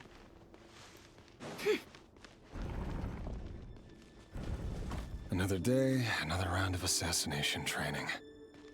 Training ground is just beyond this hidden passageway. When you kill a person, doesn't it bother you when you end up covered in their blood?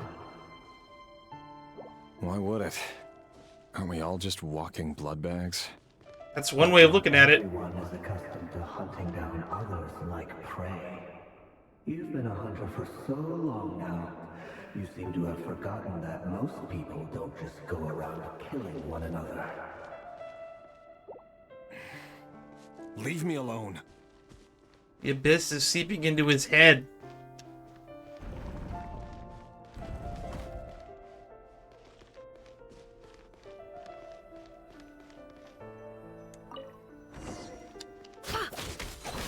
Make sure you have a firm grip on the handle, then choose your angle well.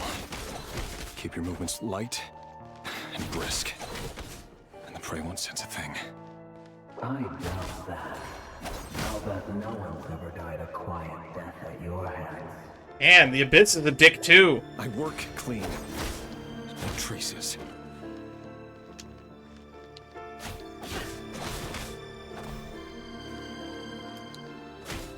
That doesn't make it open and above board, though. The king just happens to need you right now. What if someday he doesn't? That won't happen. Oh, it can happen. It's changed. Ever since you fell under the spell of that power. In the beginning, he only had you take out a handful of the guilty. But now... He's got you killing 6-year-olds. The ones I've dealt with have always been guilty. And I've carried out my work flawlessly. You don't question orders from the top enough.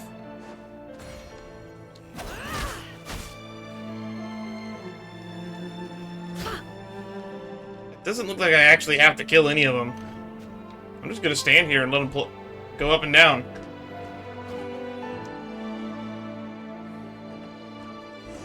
You know why Felindis didn't accept your proposal, don't you?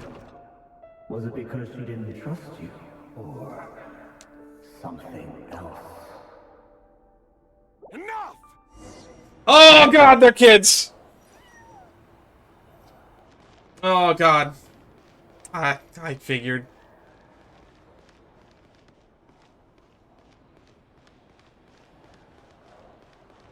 Alright, Black Mist Space 1 and 2. Felindis, do you still remember Orlog? Orlog's dead. Orlog. The boy who was pretending to sell flowers. You spoke for quite a while, didn't you? He's dead. Yes, we did. What about him? He was arrested 2 days ago. Chances are he's already dead. We're killing kids. He... The names on those lists were censored. So one of them looked like Orlog. I just don't get it! After everything he's done, why do you still stand by him? Or does it mean nothing to you that people keep dying? No, that's not... Just hear me out. I need to go now, Felindis. They're looking for us. You take care too. If you ever need a place to hide, come find us. Well, that was a short memory. Not sure why this was split into 2 memories, unless this is a different one.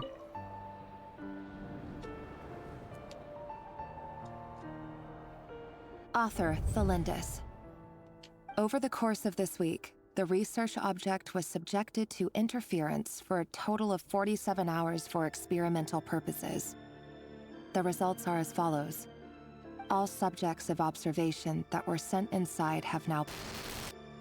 The situation within is proving more problematic than anticipated.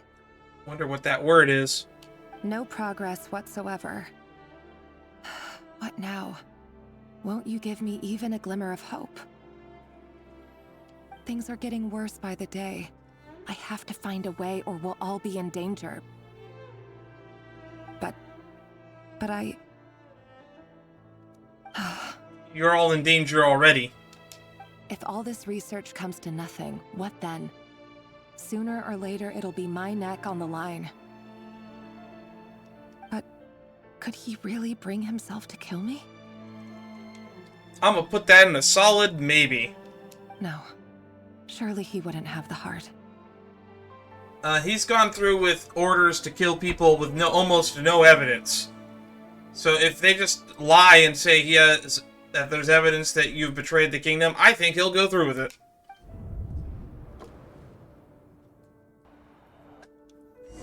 I've got zero faith in the man.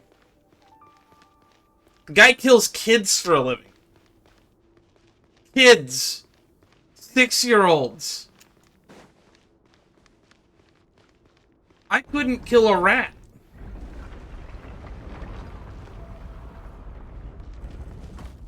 I don't even kill cockroaches. Or spiders. I sweep them out the door. Why won't you just let us go? We don't even know each other. That's Orlog. All we want is to live ordinary, peaceful lives. You want to live? They also want to end the dynasty. But I don't need to defend the genocidal wishes of an evil king and the hands that basically execute his dissidents. Yes. I just want to go on living. Is that really such an unforgivable crime? I said I wasn't going to defend him, but he also did try to get the guy's fiancée to kill him. You want to go on living. I want to keep living too. To keep living forever. That's why I have no choice but to continue on the path I'm on. If only some savior would suddenly swoop down and change the way the world is. Too bad that's not going to happen.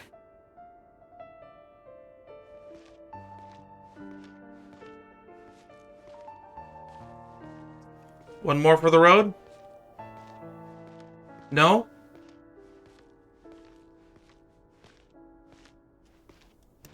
I can't sprint.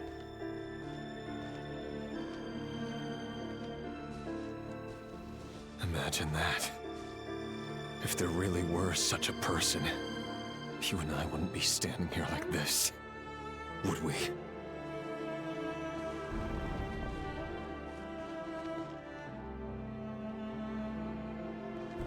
The guy has his demons. We're gonna go back to These files are in. Rerir File Simulator. Through them just like usual. No, I don't get tired of it. It's my job. And not only am I lucky to have it, I'm good at it too.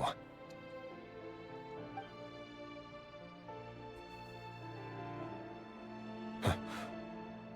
Wait. That's... Let me see, your fiance's on there? Thalindis? Oh. No. No! Why? But you bear no mark of the Crimson Moon. Distant relative. How could you possibly have anything to do with them? It cannot be. She's probably just seen talking with them, and that's enough. I wonder if they've even figured out the connection that she is related. A diluted bloodline. Carefully concealed. I see it now. You've been living in the shadows just like me. What a fool I've been. Numbing myself with talk of justice. Even imagining my friends would back me up. But in the end,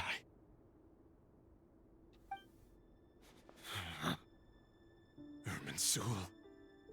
Finster King? How far are you going to take this? From the direct bloodline to secondary offshoots? And then what? Anybody that disagrees. Today it's the descendants of the Crimson Moon. Who will it be tomorrow? Will you not rest until everyone down here is dead? Boy, wish she came to this realization like 6 dead kids ago. No. This cannot go on. This is where it ends.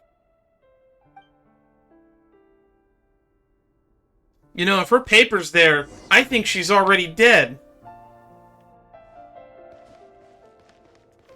Oh, they gave me treasure for patiently going through all of this.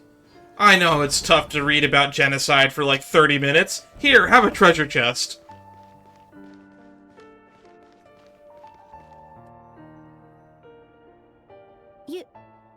You're really letting me go? I am. As long as you can guarantee that no one will find you. Don't worry, I'll be extra careful. No one will know I was here. But what about you? Me? If you let me go, you won't be able to complete your mission, will you? Good point. In that case, maybe you should stay. No, please! I just want to see the outside world again. To... Go on living? Yes. I know you're a man of your word. So please, just let me go. If I let you leave, what will become of me? I don't know. I'm not your boss. Why are you asking her? Just kidding. Go, now. Just kidding. What a dick. But remember, don't let anyone know you were caught. We'll be seeing each other again very soon if you do.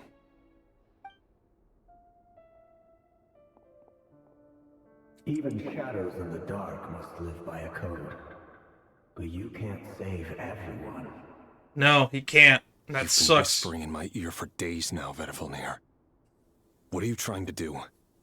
Break me down? I only say this because you long for an answer to your problems. Let her go, Rerir, or you risk losing everything. I will not abandon Thalindis.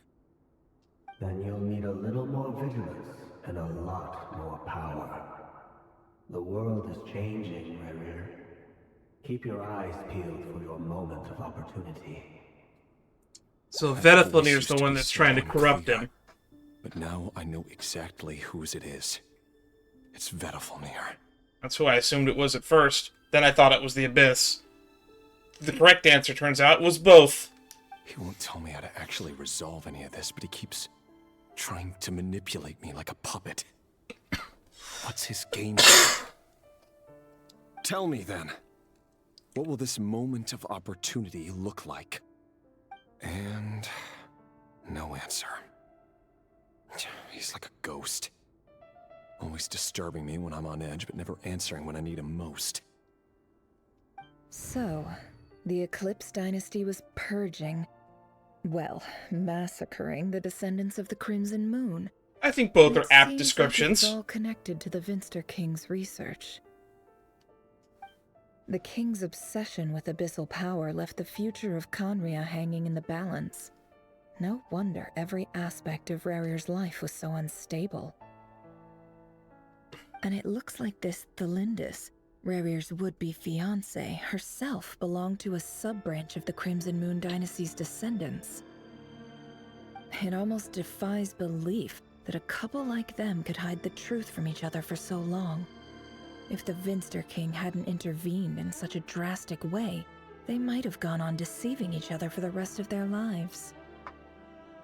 And why does Vedifilnir, Dainslif's older brother, keep talking in Rerir's head? This guy kept more secrets than I ever imagined. The human mind is like a vast desert of shifting sands. When you follow the flow of someone's memories, you only ever see the parts they're willing to let surface. Time for something a bit more creative. We've been inside Rerir's mind this whole time, building up a picture of his psyche.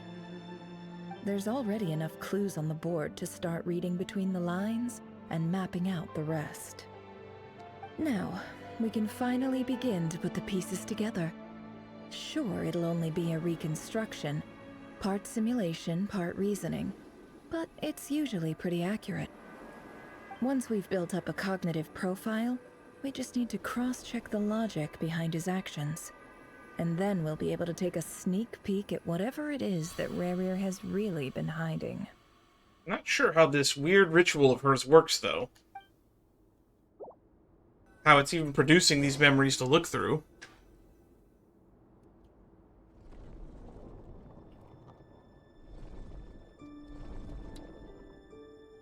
Oh, now we're gonna be solving puzzles, huh? Rerir, are you there? Moving pieces consume action points. When all your action points are used up, you'll have returned to the previous save point. When a piece moves to a square within the marking, you'll gain the corresponding number of action points. The square will also become the latest save point. Talk to Dainsleif.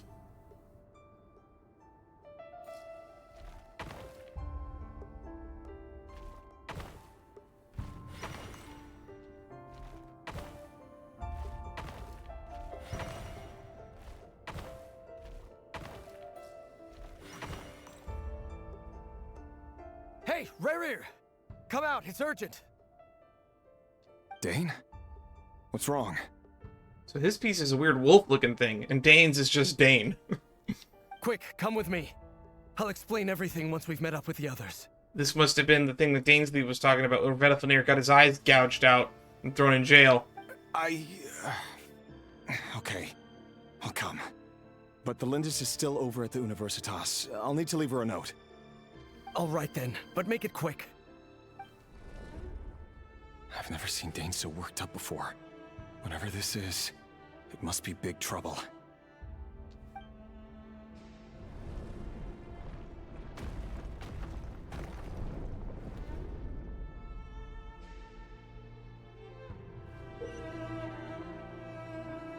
Make use of movement squares to move pieces with the marked directions. Moving this way does not consume action points. Can I move the camera?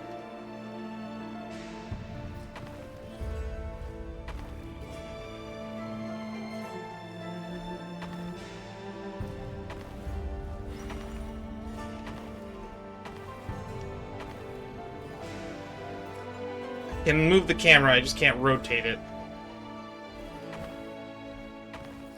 Oh, come on.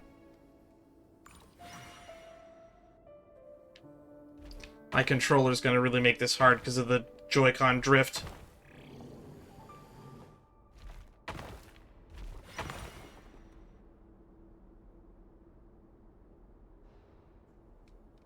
Joystick drift, not Joy-Con. Well, this is a nice change, meeting you all at this hour. Oh, there's a familiar When voice. Men and women of ambition can speak face to face in broad daylight. I say that's a big step forward for our dear Conria. Rhine-daughter Gold. It's Albedo's mommy. Don't be ridiculous. We do not fear the day. Why would we seek refuge in the night? Sertology is just a big fuck-off sword. You might ask your blade that same question. I'm told it prefers the cover of darkness. The word on the street is that Sertology only strikes when he has an unfair advantage. But that is patently false. I see you're missing an arm and a leg. Surely only a fair fight could explain that. If this is your way of offering me replacement limbs, believe me, I'll take them. Oh, we can certainly discuss that. With bioalchemy, anything is possible. Assuming I have your full support in my research.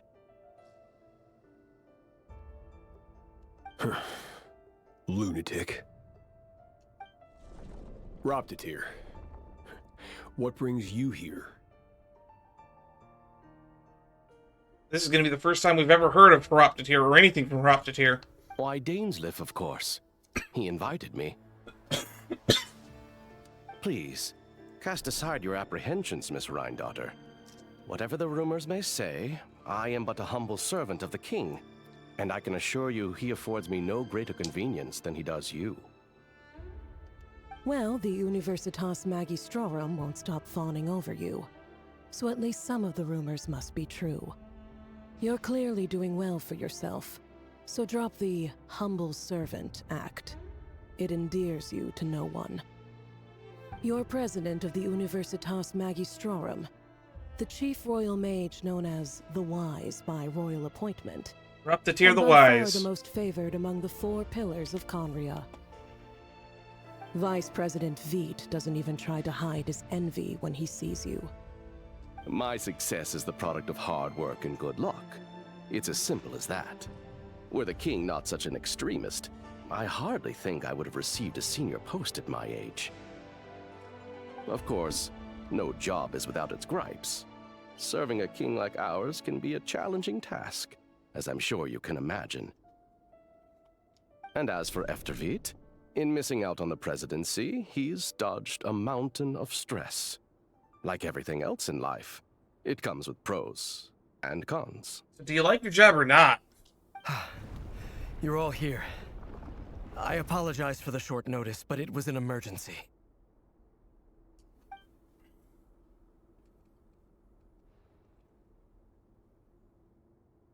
You must be Rerir. The guy moves a lot for someone with missing a leg and an arm. Mr. Sertologi. Yes, I handled your case file during your sentencing. Nothing personal, of course. I'm pleasantly surprised that you remember me. You're clearly a person of substance if you've been invited here. But Dainsleif, you'd better have a very good reason for convening this little gathering. It's my brother, Vedofenir.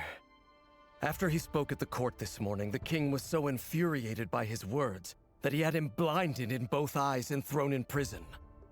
Vedofenir in prison? Strange. I thought the king trusted him and Heroptotir more than anyone else in the world. That is a good point. Does this mean the king's circle of trust just got even smaller? It has nothing to do with trust. It's about what the king wants, which is as clear as day to anyone paying attention. I simply appease him, because it's in the best interests of the Universitas Magistrorum. And also because you're slimy. Vedofenir, perhaps less so. But still, a visionless visionary? It rather inclines me to think that qualifications are not what get you ahead in Conria. Do you honestly think this is an important discussion to be having right now? Yeah, I think Dane hasn't gotten to the point yet. Dane, what are you planning to do? Rescue Vedofenir, I assume. Correct. It will mean storming the palace by force. Tonight. I need all of you on my side. That's far too dangerous. And don't forget, Dainsleif, you're captain of the Royal Guard. You swore an oath to the throne. I mean, the oath to the throne doesn't mean I can't break into the prison and take my brother out of there. You've been planning this for a while, haven't you? I have no desire to commit treason. But whatever critique the king may have of Vedofenir, disfiguring your most loyal subject for putting the best interests of his court and nation first, this is not the conduct of a wise ruler. My blade will force the king to see the error of his ways. Or we could just break your brother out and not dethrone the king. So, Vedofenir's prophecy enraged the king. I'm sure it wasn't what he wanted to hear, but if he won't take counsel even from the visionary, that is deeply troubling news. The extent of His Majesty's madness is now... Oh, I just realized his symbol is a wolf howling at the moon because he's the moon hunter. That's funny. Scathed. You have noble ambitions, Dane. But I'm afraid they don't do much for a guy like me. I'm not interested in saving the world. All I want is a letter of pardon. A letter of pardon? For whom? Thelindis? The chances of the Vinster King issuing a pardon for anyone connected to the Crimson Moon seem vanishingly slim. Oh, something's happening. Oh, it's just the panels. Oh, enemies! This black fog over the board must have some connection to Thalindis. But why is it taking this form? Does it have something to do with Rerir's past? Another mystery I'll need to unravel. Consume the marked number of action points to defeat opponent's pieces. Your pieces only attack when they have more action points than needed to defeat your opponent's piece.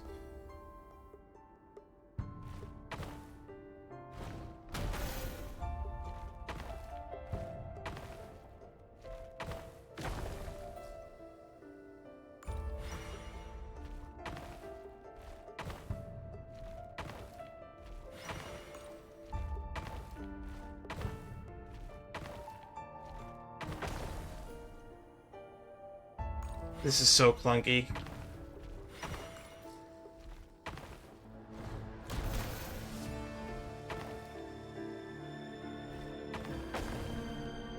At least the enemies don't respawn.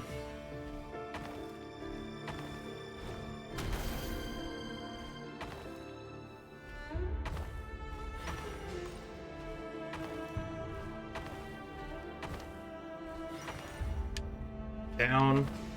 Down.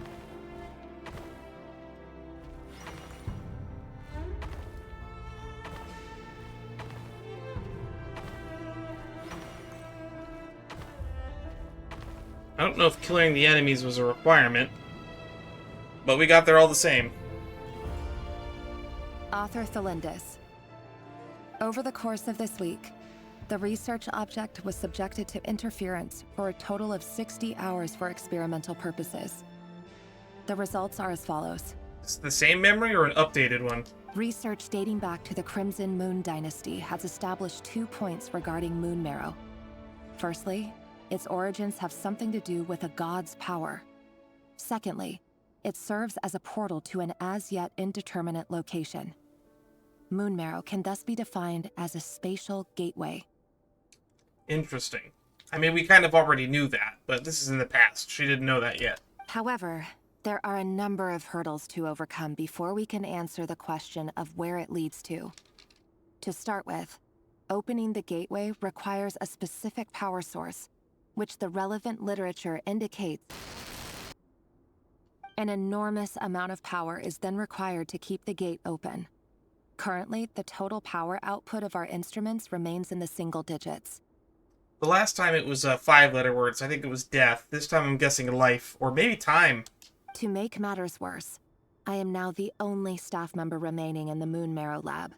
The Universitas Magistrorum recently decided to move most of its personnel into abyssal energy research, which has stymied all Crimson Moon-related projects. This is not a wise move. I have always maintained that placing all our hopes in a single source of power is risky, especially one as poorly understood as this. As well as making ourselves overly reliant on a single resource, we are neglecting other promising technologies. Great. So Conria fell because they put all their eggs in one basket, and that one basket was the corroding and evil force that is the Abyss. I apologize if this comes across as disrespectful. But as a Moon Marrow researcher, I desperately want to see the world beyond the gateway. If we really made it there one day, what would we find? And how would we go about taming the unknown? My Oop, I didn't mean to skip that. At least I'm recording it and I can read it later.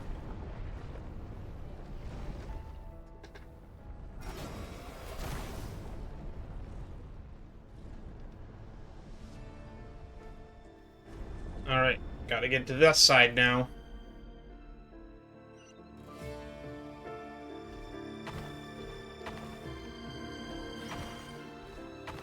So, do I need to kill them all? I don't think I do.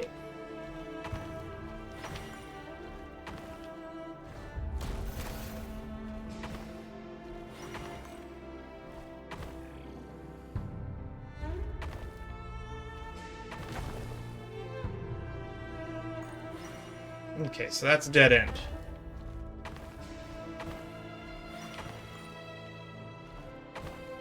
Let's go this way.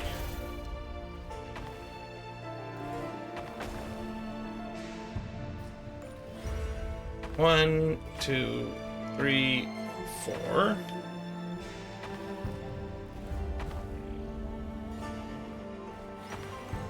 So we don't have to kill all the enemies. It's optional.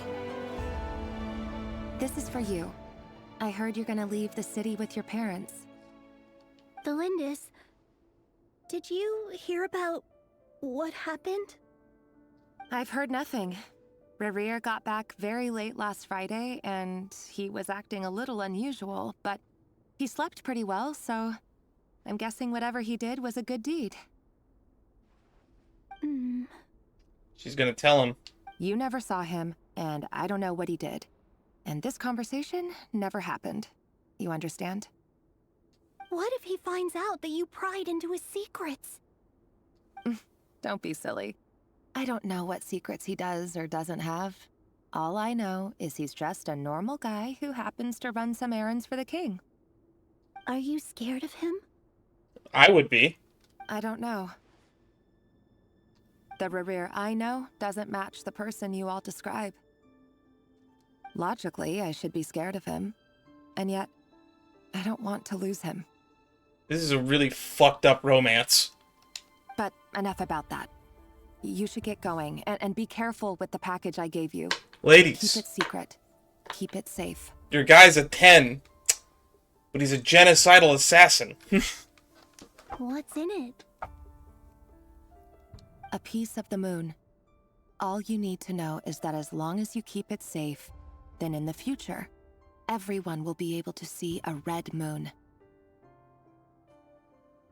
A red moon? You mean our moon? That's right. Our moon. Promise me you'll look after it. I promise, Delindis. The Crimson Moon bloodline will never die out. Its light, the color of blood, will become like a fire that flows in our veins. You're the one that's gonna turn it into fire, huh? No matter how long it takes.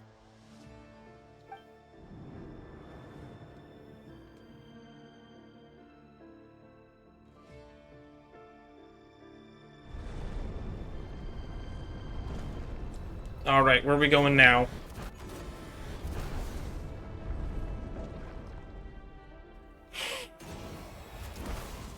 There's a fly in here and it's annoying the shit out of me. You see me move weirdly, that's probably why. I don't think the camera's gonna catch onto it though. Where are we going?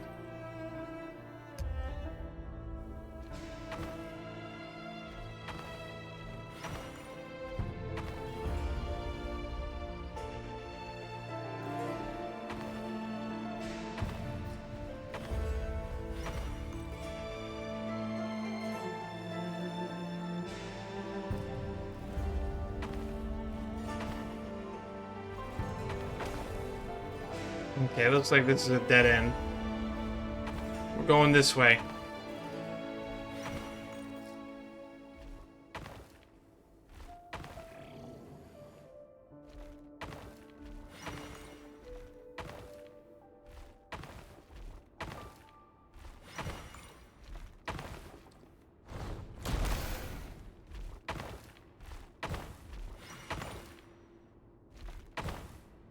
Just keep going.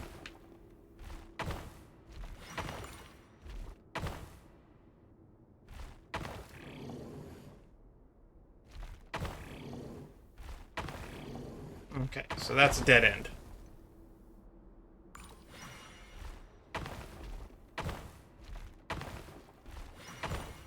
God, I hate the controls.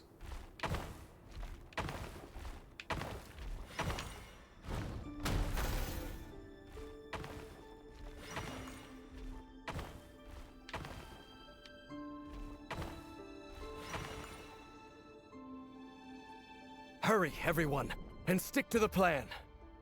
Sir Dainsleif, what are you? Is this treason? You know what happens to those who betray the throne. Please, don't do this! Where's Halfdan when we need him? It is the king himself who has betrayed the throne. He has betrayed all of Conria. If you have any love left for justice in your heart, you should join me. It's showtime. Dane and his group will handle the troops in the palace. Then Hraptatir and Rheindotter will disarm the security measures. And then it's up to you to get Vedalfenir, or are you gonna go kill the king? My job is to enter the prison and rescue Vedalfenir. Stay safe. Wish me luck. Look after my brother. Draw your blade. It is time for justice to prevail.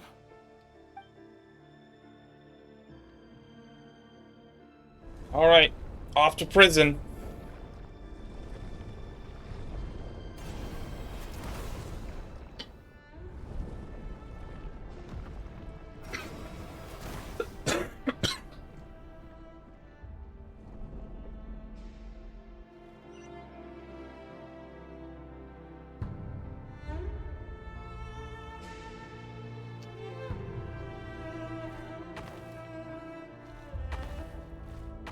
I can't go that way.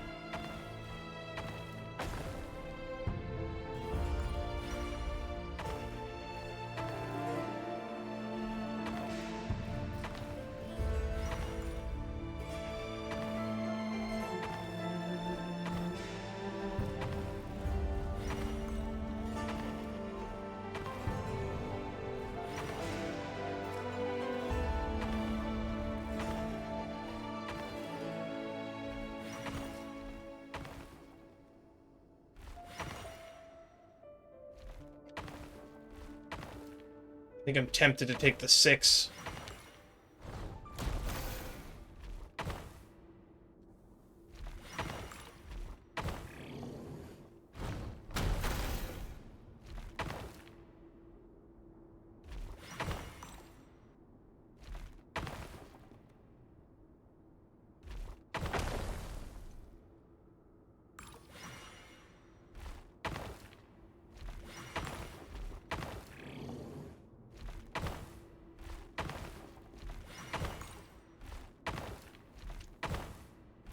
Man, half of those arrows are just traps. This place is filthy. And the smell is abominable. Clearly, the king doesn't allow his prisoners a single shred of dignity. This is dire. Found you. Hello, Mr. Vedalfenir. Ah, it's you. Surprised? Oh, wait. I guess surprise isn't an emotion that prophets feel very often. I certainly felt some surprise in the moment when I was blinded. Surprise at the king's sheer ignorance. Surprise at just how unfairly this world responds to words of earnest remonstration. I'm curious. What did you prophesize this time? It wasn't a prophecy. It was a word of warning. I just realized this is a Someone snake. had to say it. The king has forsaken all reason in pursuit of his obsessions. Which actually reminds me of the simply Gnostic told him hymn that if he thingy. There's a continues snake on with this the path, pearl Conria will that corrupts the surely fall. sibling.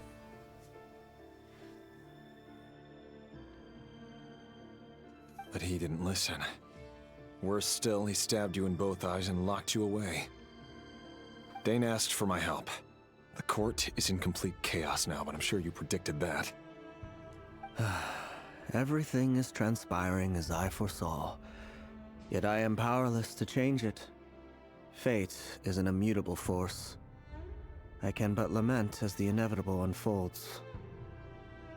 I do wonder whether giving a man the power to see the future does nothing more for him than slowly crush his spirit. Forgive my curtness, Vedalfenir, but the king did not suddenly turn on you today. His suspicions have been brewing for a long time. You can't have wisdom beyond the reach of your fellow man without attracting his fear and suspicion. There are things the king does not want to see. So, he doesn't want you having visions of them either. He blinded you because he thought this would make the visions stop. He wasn't entirely wrong. I did indeed lose my power to see the future. Right up until... Until what? Until you arrived. Just now. I believe I saw something new. Well, tonight could go a lot of different ways. 5 of us banded together to storm the palace, also we could rescue you. This will go down as the most tumultuous day in Conrian history. I sense hatred in you. But also hope. A desperate hope that with the tyrant deposed, that will be the end of the story. But this is not the end. It is the beginning of a new chapter, in a whole new story. I mean, unless the all of time ends, that's technically true of any ending. There are many men of honor and courage in this world, Rerir. But you are not one of them. You're not here for justice, are you? You're here for yourself. He's here for that pardon for his wife, fiancé, or whatever their relationship is. Is that a dagger? Interesting. Why not the polearm? It was always your weapon of choice. With your abilities, I don't doubt that you were able to recover some of your sight. But I also doubt that you want to make an enemy of me right now. Of course not. We're on the same side, aren't we? We could be. But I need you to be honest with me, Vedafilnir. At this point, you're my only hope for the future. You mean your future? With your beloved, Felindis? Yes. And I know there are bigger things at stake here. A dynasty, a nation, maybe the entire world. But forgive me, I care first and foremost about myself. Normal human behavior. I can't abandon the one I love to save myself. I just can't do it. But you see a broader picture of the future than I. You see the solutions to the biggest problems of our age. So tell me, what is my solution? What's the answer? In matters of fate, answers are either right or wrong. What will be... To think, actually, if we didn't have this whole chess mechanic here, this entire thing would be playing out as a black screen with white text. But unfortunately, fate does not negotiate. That is the cruelest thing about fate. It is unmoved by your sacrifices. That can't be true. I refuse to believe it as well. I know it's your voice that I keep hearing in my head, urging me to see how the world is changing, to seek more power, so I can protect the things I love. You show me disaster, but you won't show me how to avoid it? Why? Why are you doing all this? My voice. In your head. It's the abyss, isn't it?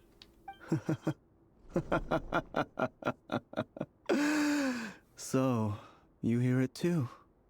The voice that steals your mind, gains your trust, and drives you crazy. The abyss. It turns out that we are not so different, you and I. Oh my god, he said the villain line. Vedafilnir just broke into the strangest smile I've ever seen in my life, as if he'd discovered some monumental secret. But then he suddenly switched to looking extremely weary. Very well then. My advice to you is as follows. You must persevere. Whatever trials and tribulations you may face, be steadfast in the belief that they are your path to the future. For as long as you live, your story with Felindis shall not come to an end. That is the only chance you have of fighting back against fate. Just a small little task I'm giving you. Live forever. It's just that easy. Whether you believe my words. Regardless, that is all I will say on the matter. I have no right to intervene any further. I will hold you to your word. Thank you for setting me free. In return, I will tell you one more thing that you cannot afford to ignore. Heavenly principles lore, heavenly principles lore, heavenly principles lore. Just then, A strange wave of energy rippled through the city. Uh-oh. We had no idea what it could mean. If I were you, I would head to the Universitas Magistrorum. That's where your wife is. The Universitas? Oh no! I'm sure we'll be seeing each other again very soon, Rerir. Whatever Vedifalnir said, I didn't catch it. I didn't even help him out of the prison. There was no time to lose.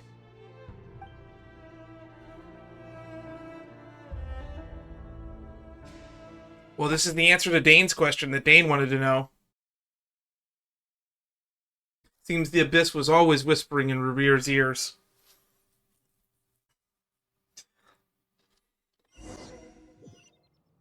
Also, talk about cliche. The evil stuff that the Abyss had been whispering in Rerir's ears was normal shit like, "Are you sure you should be doing what you're doing? I think your wife is keeping secrets from you." Stuff like that.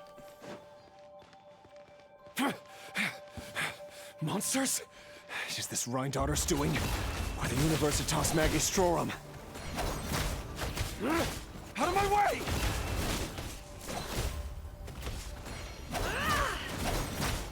It all adds up. Okay, that's enough of that. Let's just use the normal team.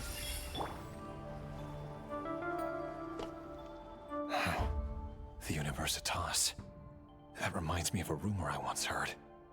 Allegedly, the king installed secret mechanisms in the palace and around the city. No one knows where they are or what kind of power they hold. But if they were ever going to activate, it would probably be on a night like tonight. Help! Help! Hold on! Don't let them anywhere near you! Save me! I can't! Ah! That sounded like an explosion. So, the rumor is true? The king really went through with it. What did he go through with? What other means does the king have at his disposal? They must run on power from the Abyss. And given it's a major center of Abyss research, anyone over at the Universitas will be in grave danger. I have to hurry!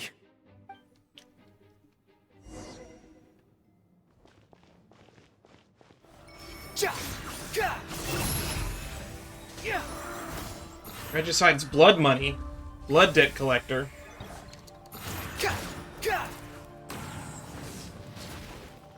I swear by my sword. The deception ends here. No more lies. Let's get it on! Gloves off!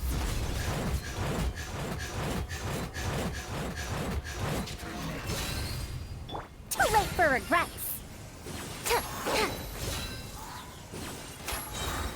Have fun with this gift. The wind rises.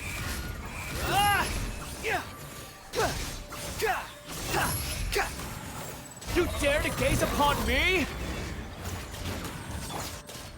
Go as planned. Barbados, guide us. Behold. Yeah. That was a lot of work. I'm probably gonna edit a ton of that out.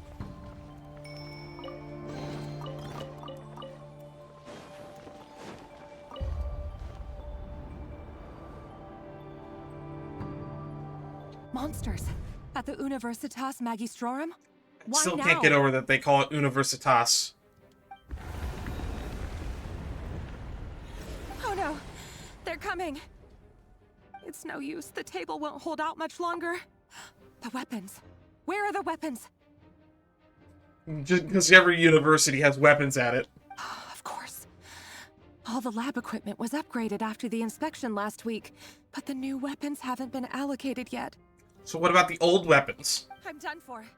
Is anyone there? I need help! I think you're just letting the monsters know where you are. Stay back! Please stay back! Please!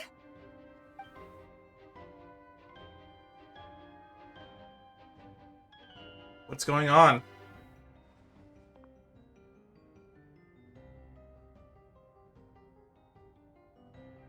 Is that light? So what's happening to her? We're about to get a cutscene. What's that? Rerir! So the rumors about your work are true. What? No! Listen, something happened at the palace tonight. We have to leave! You don't need to lie to me anymore. What do you mean? What's happening? What is happening? I know why you're worried, and I will respect the decision you've made. But it's okay, because I found a solution. I know how to end all this. You can have it back. The normal life you so desire. Whatever you're thinking about doing, don't do it. But until then, I'm afraid our wedding will have to wait. You're gonna cause the cataclysm, aren't you? Just... No, don't do it! Cylinders! Cylinders! You know, you should have been saying don't do it before I said don't do it. It's your fiance, not mine. I told you, Rerir. Let her go. You will find someone better. No! That's what the Abyss keeps saying to him. I have to save her! By what means exactly? A lowly pawn. You lack the power and the strength of will. But what Vediflanir said, as long as you live, tell me, your story doesn't end. Come to the palace. Join us.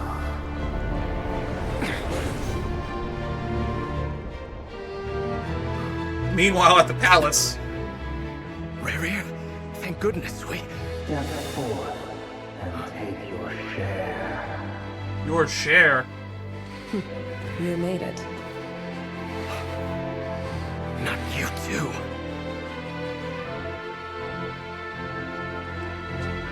And this is why it was a surprise to Dane. Despair, desire. We all have our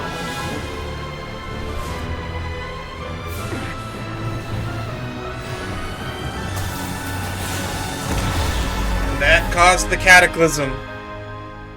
Probably. Rerir. Flinders. Were you daydreaming?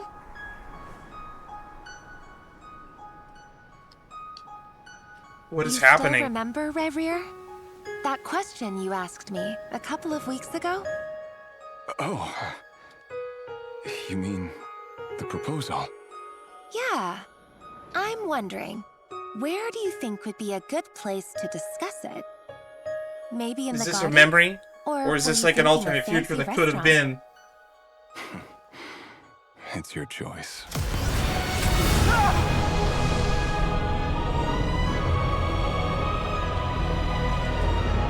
Or is this his nightmare? I'm not entirely sure. No, I think this is all in his memories. This is all in his head.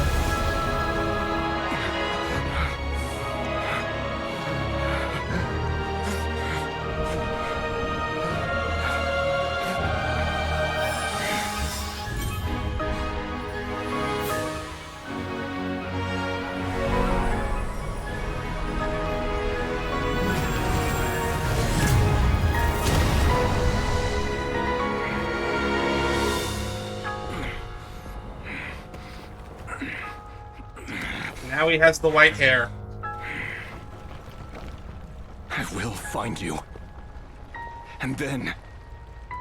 you can give me your answer. Not to dower your hopes, but I think the thousands of kids you probably killed is going to sour that wedding reception a little bit.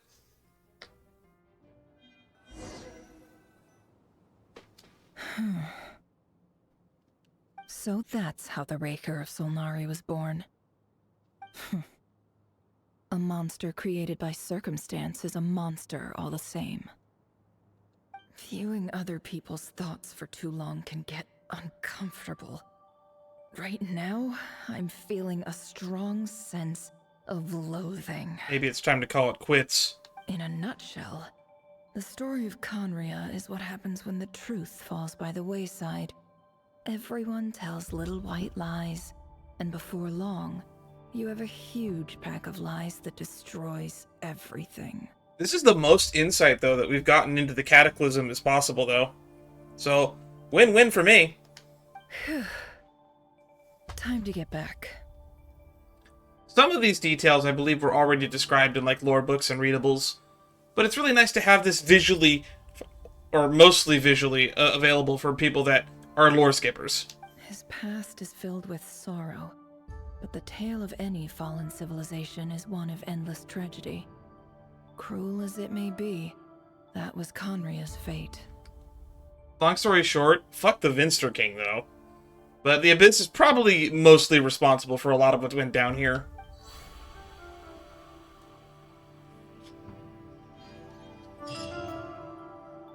All is foretold. Complete.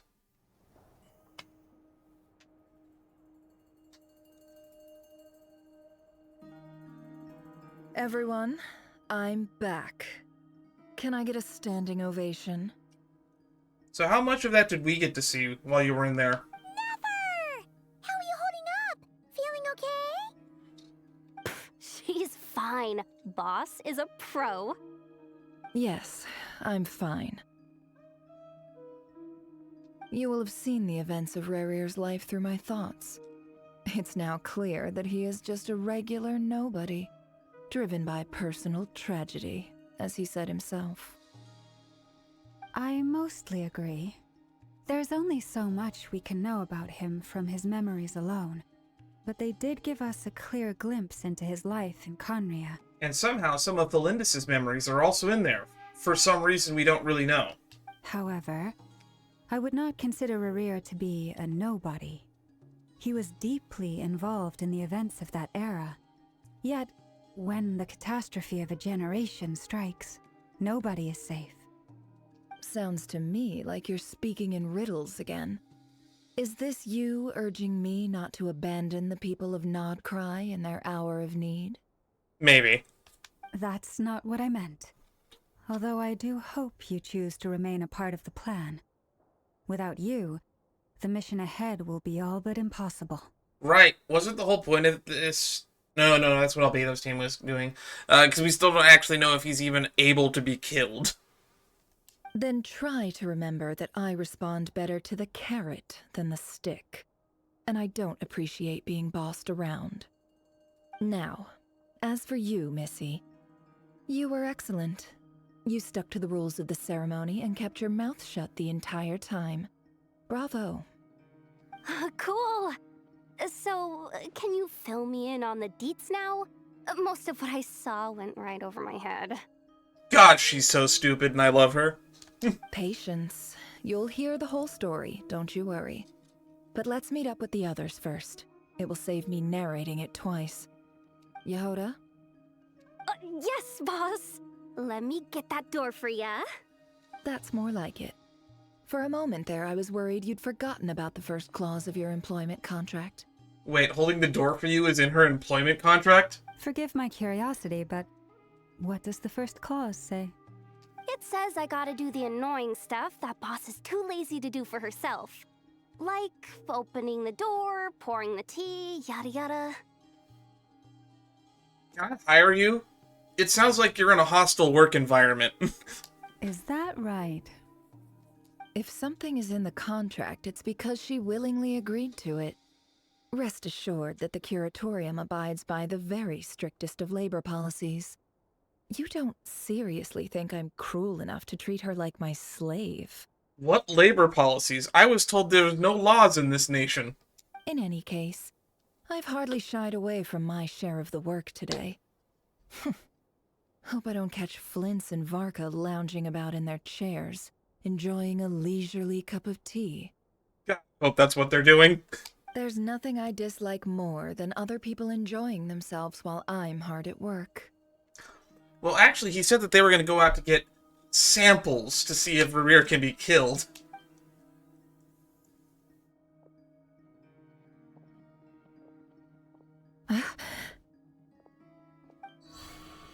Oh no. Uh-oh. What do you mean, oh no? What happened? I think we're about to get thrown into another cutscene. Or just whisked away somewhere. Sorry to disturb you, but we seem to have run into some trouble. Why are we not in Nodcry? Evidently so. Don't worry, I'm not about to leave you to fend for yourselves. Are we in I'm not that Sumeru? kind of boss, and it would go against the Curatorium's labor policy. I'm sorry. What did you hear me say? I wasn't talking about labor policy. Wait. How long have I been standing here? Not long. You just appeared by the door a moment ago. By the door? What door? Boss, what's wrong? You look like you've seen a ghost. We've been tricked. We never left at all. Somehow I hallucinated that whole scene back inside the office. Hallucinated? But how? How are we here? How indeed. This place should heed my will alone. All thoughts and actions that occur in here are just a result of pawns moving across the chessboard in a carefully calculated manner. And nobody has access to this chess set but me. So you control everything in here? Oh no, Paimon! Oh great Paimon above, get us out of here! More or less. But yes, it's a special technique of mine.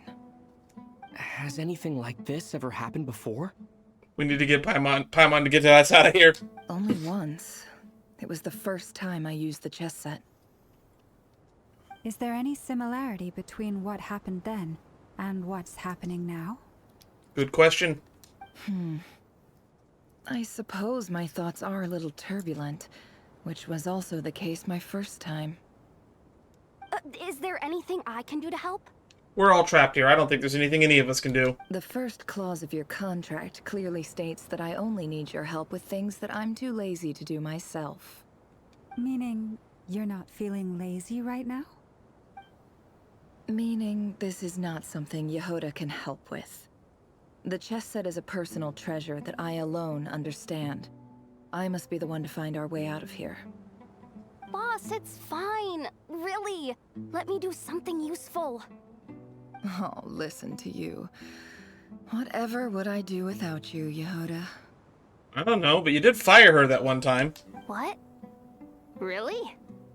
Yes, really.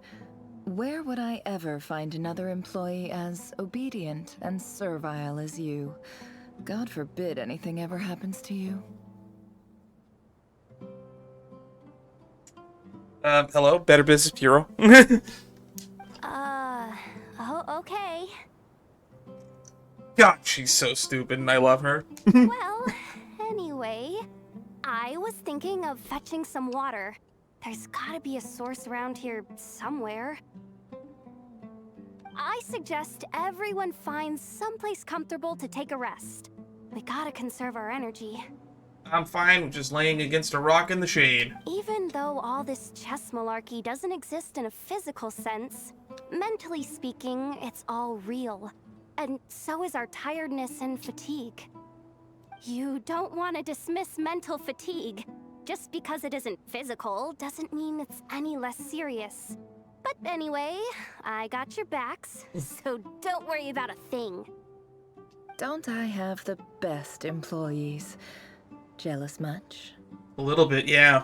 If we can find a suitable time, I'd love to borrow Yehoda for a day to help out at the Frost Moon Scions. Would you be amenable to that, Boss Nefer? Oh, Lauma. Have I ever told you just how pretty you are? Beauty runs from the tips of your antlers to the depths of your imagination. Time to rally, everyone. Follow me. Alright, where are we going? As we continue our journey, the same rules will apply. That means stay focused and no talking no matter what we encounter. And don't disturb the chess pieces. You have my word that I will get us all out of here. Moonless Night. Dance of Death, Serpent and Scorpion. Oh, we're alone now. Oh, it's Aru Village, but it looks destroyed. Familiar. That's not a good sign. There's someone up ahead. Time for a little chat.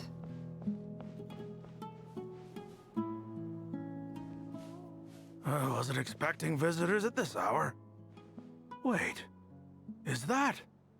Retinue. Oh, it's him. There you are. Sinue's been looking for you all day. I think he has some news for you. Why are we looking at him from a downward camera perspective? Is he taller than us? Did we transform into a child? Oh yeah?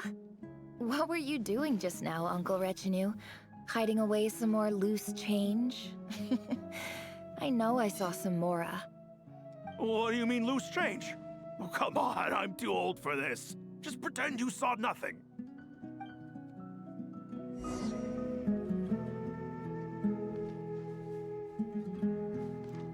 Alright, we're going this way now. Talk to a Peppy.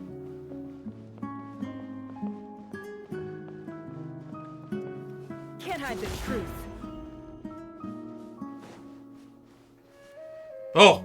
Hey, kid. Mind telling me what Sinuhe's been up to recently? I'm trying to get in his good books and I need a way in. Get in his good books? Why? What do you want with my dad, Uncle Peppy? I've written a new song. I was hoping to showcase it at the next festival, but I'll need his approval. What position does he hold in town? A new song, huh? I'd love to stay and listen, but unfortunately, Uncle Retinue says my dad's looking for me. Well, there's plenty of time and I'm not going anywhere. See that pile of stones? I'll be sitting there warming up my vocal cords. Come find me when you're done. Pile of stones. Got it.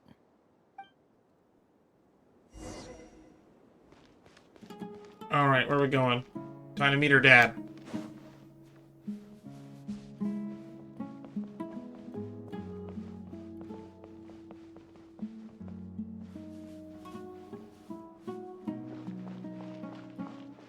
Hi, God, Dad. that camera angle Uncle Retinue is said really you were looking jarring. for me. Ah, there's my little princess. If you'd gotten back just a little sooner, you could have shared the spoils of war with me. Spoils of war? Spoils of war? Who were you fighting against, Dad? It was just a figure of speech. The aftermath of a sandstorm is no time to be waging war. I was talking about our war against thirst. I went out to fix our water supply problem, and now I'm back. Which means... no more water supply problem. We have a well again. That's right. I found a new one and brought back as much water as I could carry. It should last us for a good while. If it wasn't for these blasted sandstorms, our wells wouldn't be caving in. You wouldn't be spending all your time out searching for new water sources. If the wells are caving in and not drying up, you can kind of just redig them out. Gotta purify the water again, but that's not too impossible. As the chief of our tribe, I'm supposed to be leading us out of hardship and poverty, onto better things. You know how prosperous our ancestors were. I've told you all the stories. And look at us now, squeezed into these hovels. No one would choose this, if it wasn't for the endless wars over the years. Basically, I'm being told... or not being told. Basically what's happening right now is it feels like this is going to be Nefer's character story that we would have done separately, but they kind of shoved it into the Archon quest right now. But things are looking up. I started working with some folks from the academia a few months back. They gave me some contacts in return for my assistance in the desert. So you're the academia's helper now? And everyone knows the academia was just ever so generous with the desert dwellers. Special ambassador, they call it. Think of it as a partnership. It's nothing bad, okay? We've been isolated here in the desert for too long. Seeking opportunities elsewhere is the best thing for us, and the fastest way to progress. So, do you get anything good out of being a special ambassador? Of course. My luck's improving all the time. One day, I swear I'm gonna lead us out of this place. We'll find somewhere new. Somewhere better.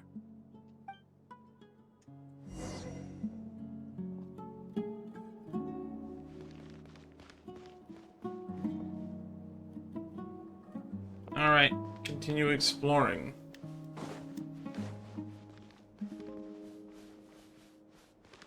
This looks to be like Aru Village, but the layout's slightly different.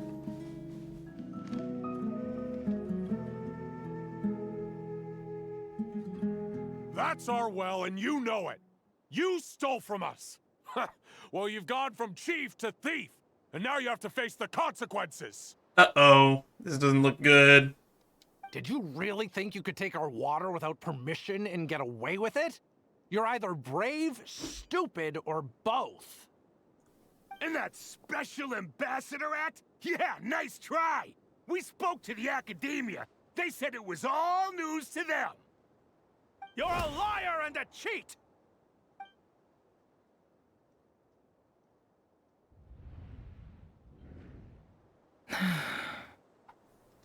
I heard Yehoda gasp, but I don't blame her. Most people are terrified by the sight of blood.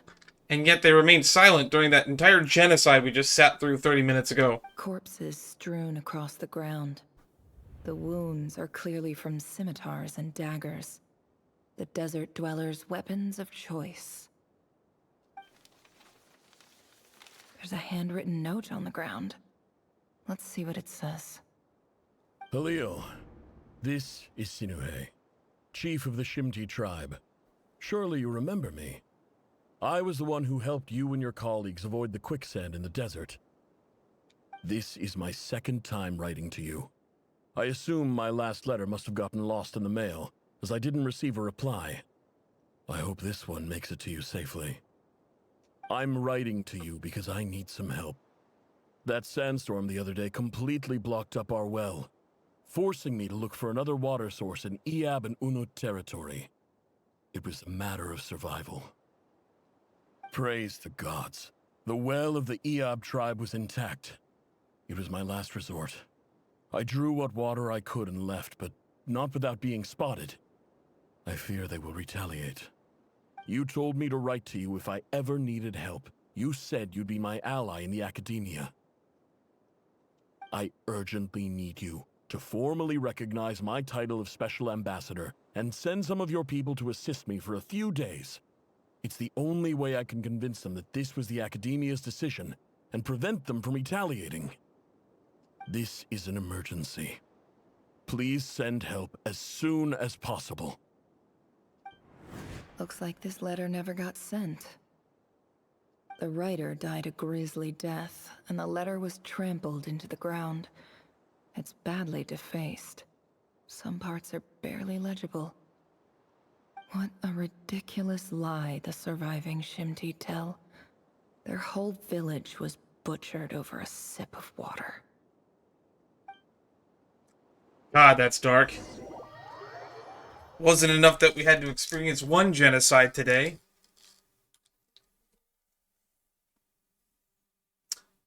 We've only been going for like 2 hours and 45 minutes. I think we could squeeze in a third one before we end the stream. Please don't, though. I would like to have pleasant dreams tonight, but personally, I think that ship has sailed. Those 6-year-olds are gonna haunt my dreams. Welcome. Welcome to our humble village. Oh, we're in our village. I thought you would at least have the courtesy to provide some respectable libations. This is the finest wine Aru village has to offer. I promise. He's got an Akasha terminal still.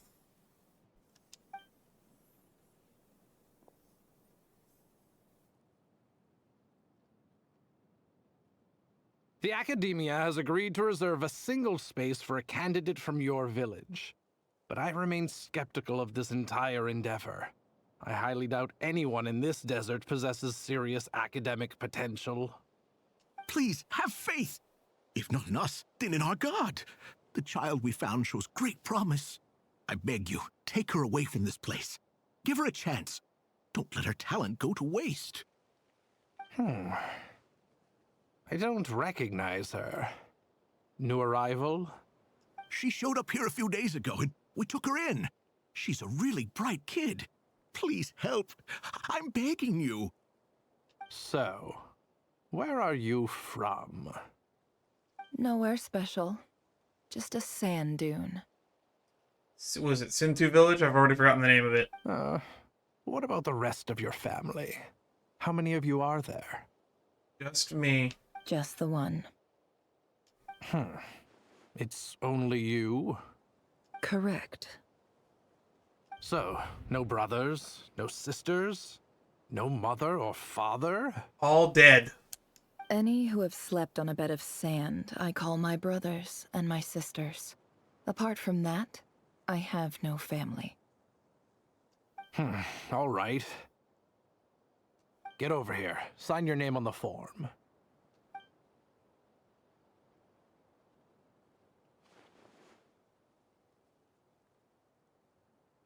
Never?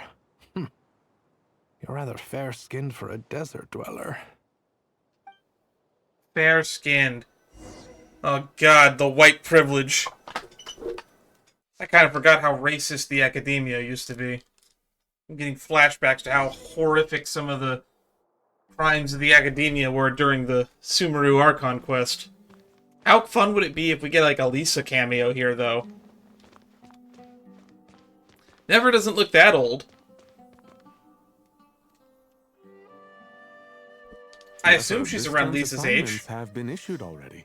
Please read through the materials thoroughly, conduct your own additional research, and then write an essay on the topic. Vahumana, Professor. Yes, Professor, I'm aware. I just had a couple more questions I wanted to get your perspective on. Vahumana is the plant one that Tanari's from, right?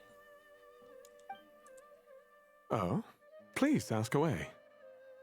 Well, I saw the other students' problem sheets, and I couldn't help but notice that my assignment is much easier than theirs. Do you really think I'm a weak student? A weak student? Goodness, no. Quite the opposite. You have a sharp mind. Almost too sharp.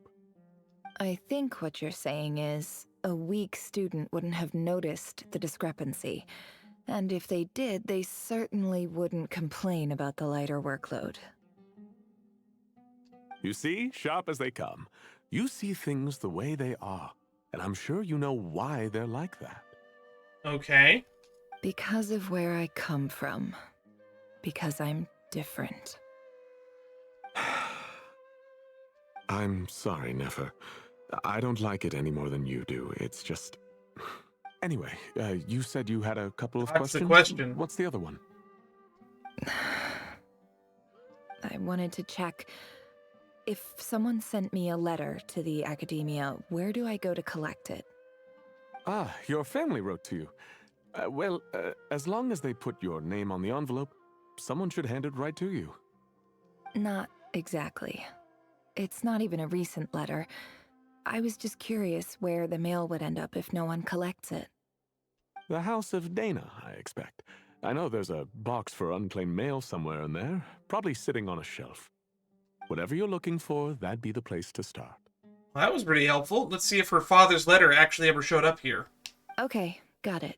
Thank you, Professor. Oh, don't mention it.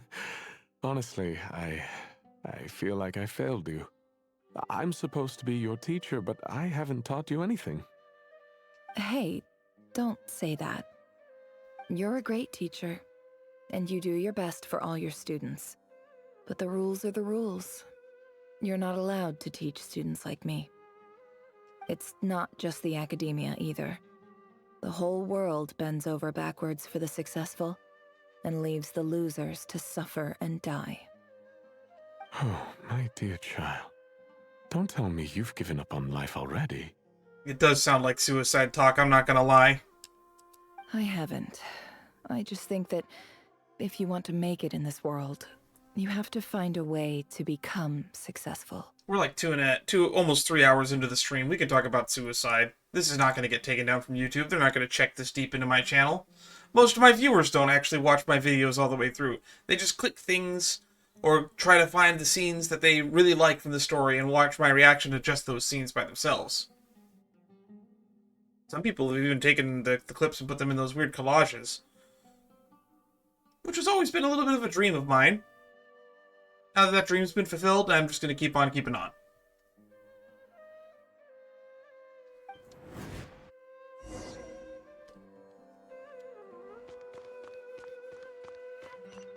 We're already in the house of Dana. Look for the box containing letters. I am really curious about the timeline of events, because based on how old Nefer looks, I would assume this would have been around the same time that Lisa would have been a student here. Wow, this is where they put the abandoned mail? This is a really This must be out-of-the-way spot. A big cardboard box full of unclaimed mail. And probably some letters that ended up here by mistake, too. This is a cardboard box? Looks kind of ornate to me. Let's take a look.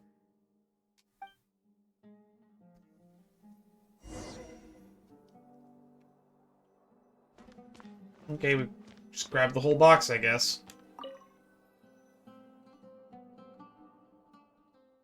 Oh, we're doing this minigame again.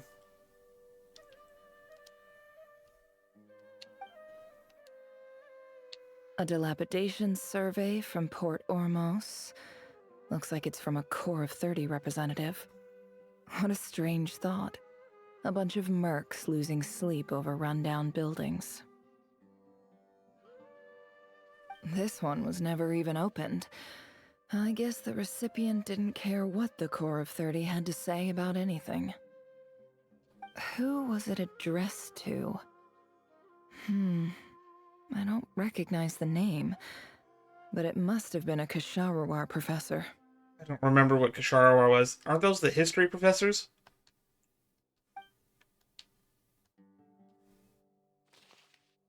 This one is addressed to the Immorta Sage. The title is... No, wait, Immorta is the one that Changes Tanari's from. Observed in Satyavada life symptoms. Why do all these letters read like full-blown dissertations?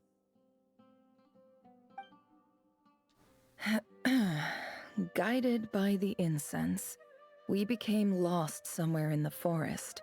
All the barriers between levels of consciousness disappeared as our minds soared around in circles, looking for a branch to seek refuge on. Okay, so they're all drugged out of their minds. In clinical terms, these symptoms fit the description of incense poisoning.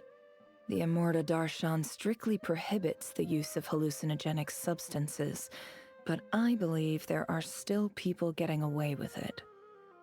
For example, my neighbor who always breaks out into song and dance after using incense. This seems like something the academia would want to know about. Why wasn't it collected? Who was it addressed to? Wait, what's this written on the back? It's so small. The note says, "The sender authored this letter while under the influence of mushrooms. I would send it back, but no return address was provided. Stamped by the Grand Conservator of the House of Dana."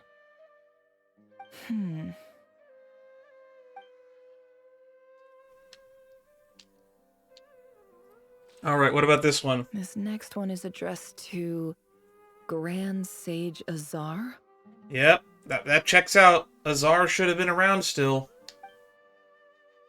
A few words of protest regarding recent changes in Sumeru's educational policy.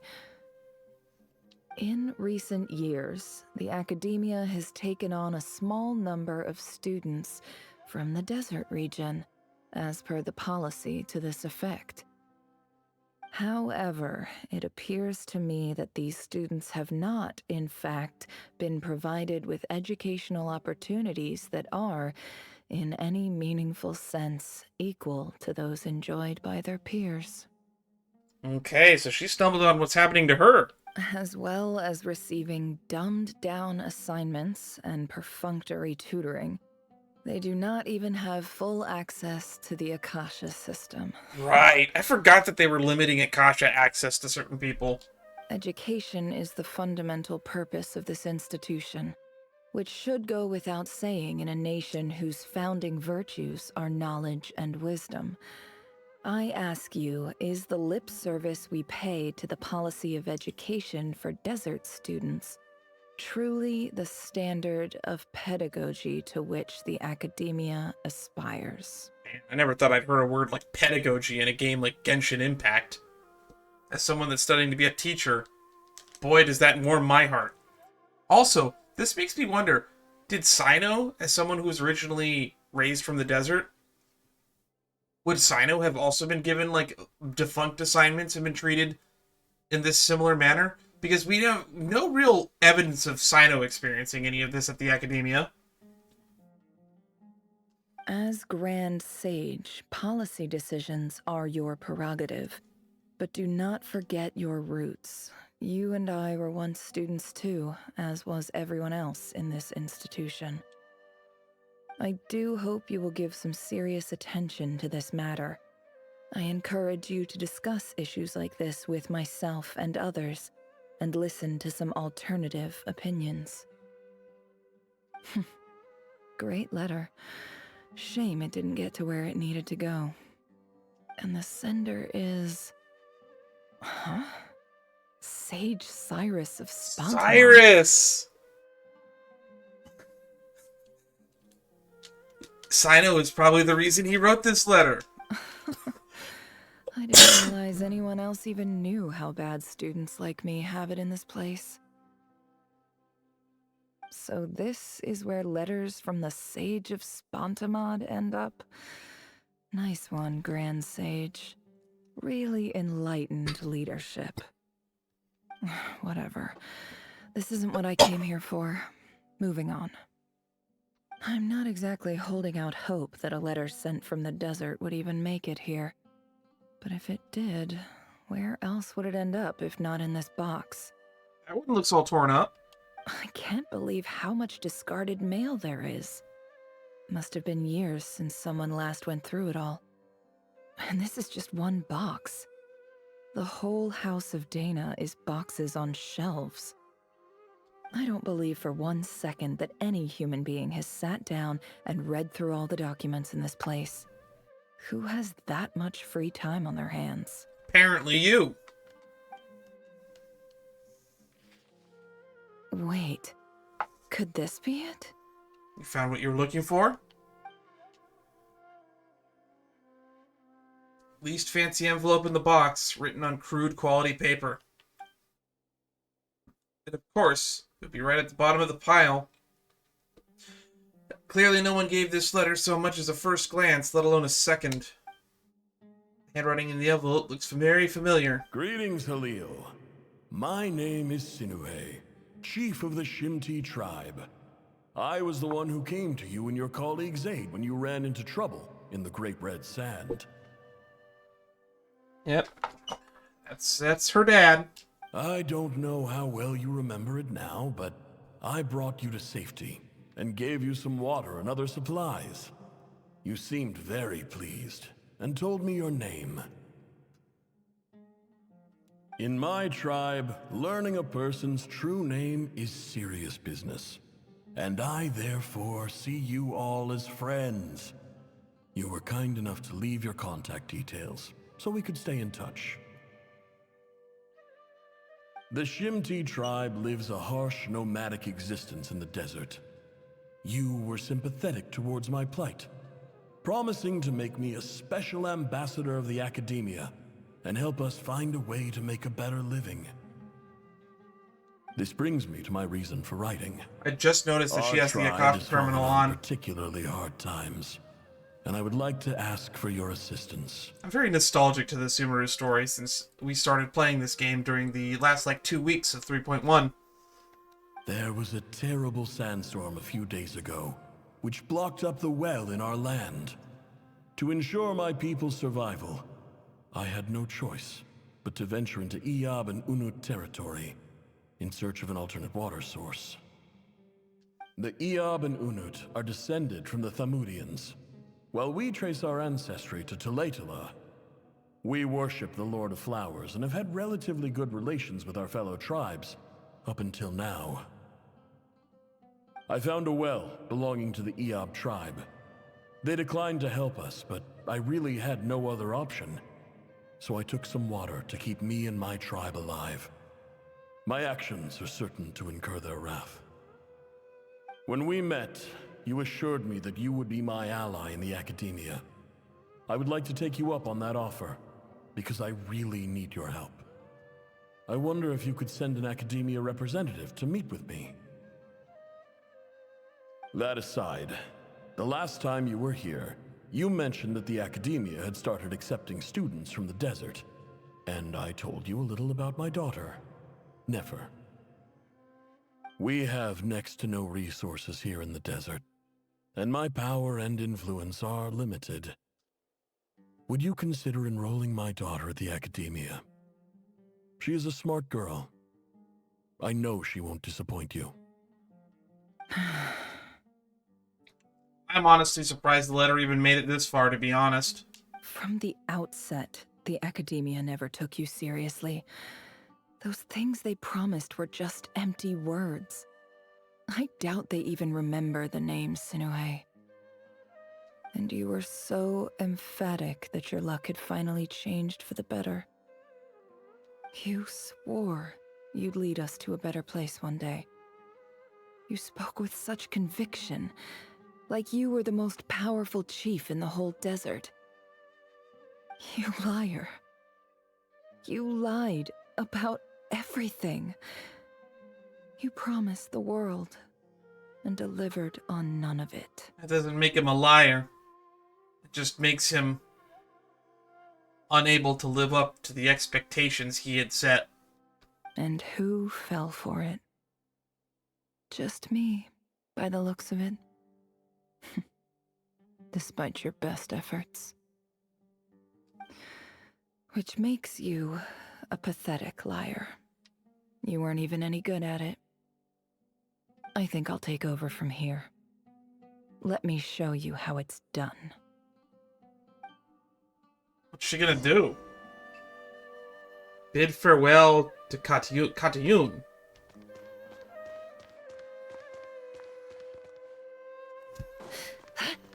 I only really see like one other person here. Nope. I mean, we're in the House of Dana, but no named NPCs. How cool would it be if we ran into Cyrus, though? I just came to say goodbye. Thanks for everything you've done for me in my time here. Nefer? You packed your bags. Where are you going? I'm quitting. Something's come up in my hometown. Gonna head back and deal with it. Huh? But this was a hard-won opportunity for you. You know that better than I do. It was. But it doesn't matter. I have more important things to deal with, and they can't wait. Oh, and I didn't want to overfill my bags, so I left some incense on your desk. My god, is this the roommate she was complaining about that sings and dances and is abusing incense?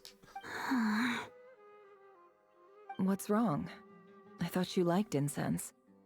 Although, I did read somewhere in the House of Dana that it has hallucinogenic effects.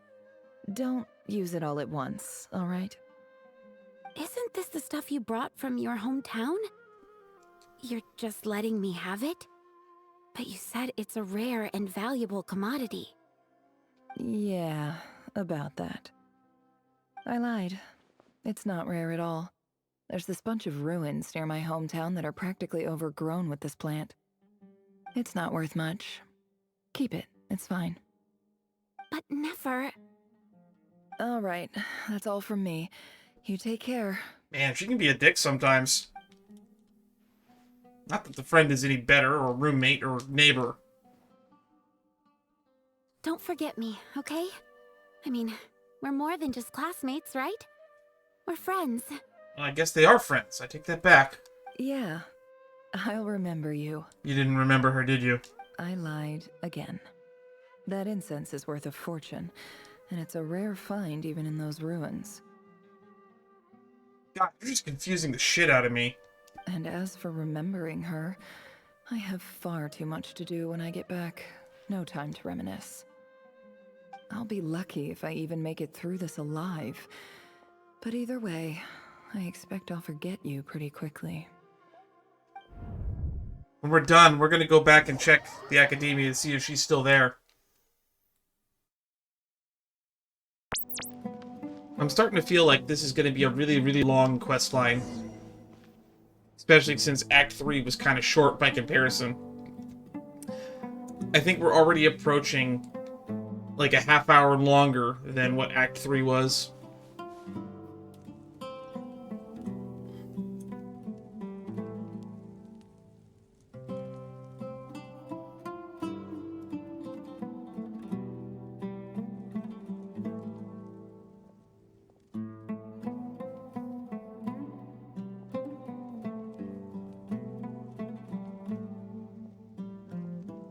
It's a pleasure to meet you, Mr. Arif.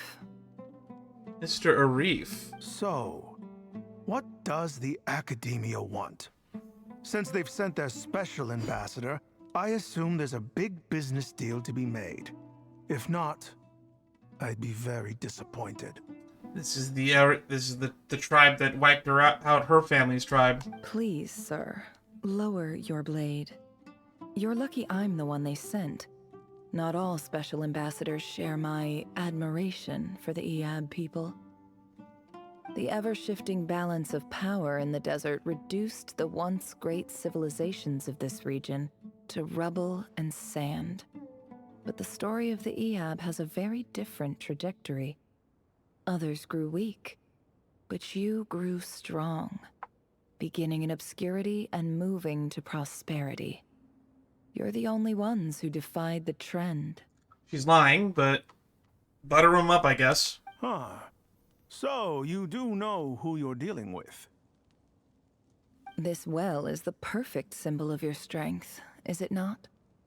It used to belong to the Unut, but it looks like you have control over it now. You're not wrong. But I'm sure you didn't come all this way just to flatter us. Of course not. I came to bring you some very good news. Some information that recently came to light, which might just be your ticket to freedom. Records uncovered by the Vahumana Darshan show that a certain well currently under Iab control is built on top of some ancient ruins. These ruins are of great archaeological interest to the Academia. I checked the map carefully on my way over here, and I'm confident that this is the well in question. The Academia is offering 50 million mora in return for excavation rights. That's a lot of money. 50 million? No, wait. If these ruins are as important as you say, 50 million's a little low, don't you think? I don't really know. I don't know how much excavation rights are worth. Don't get greedy, Iab. We know far more than you think. We know that you seized this well by force. Wasn't that the first step in your rise to power? To drive away the Unut and steal their water supply? So what if it was?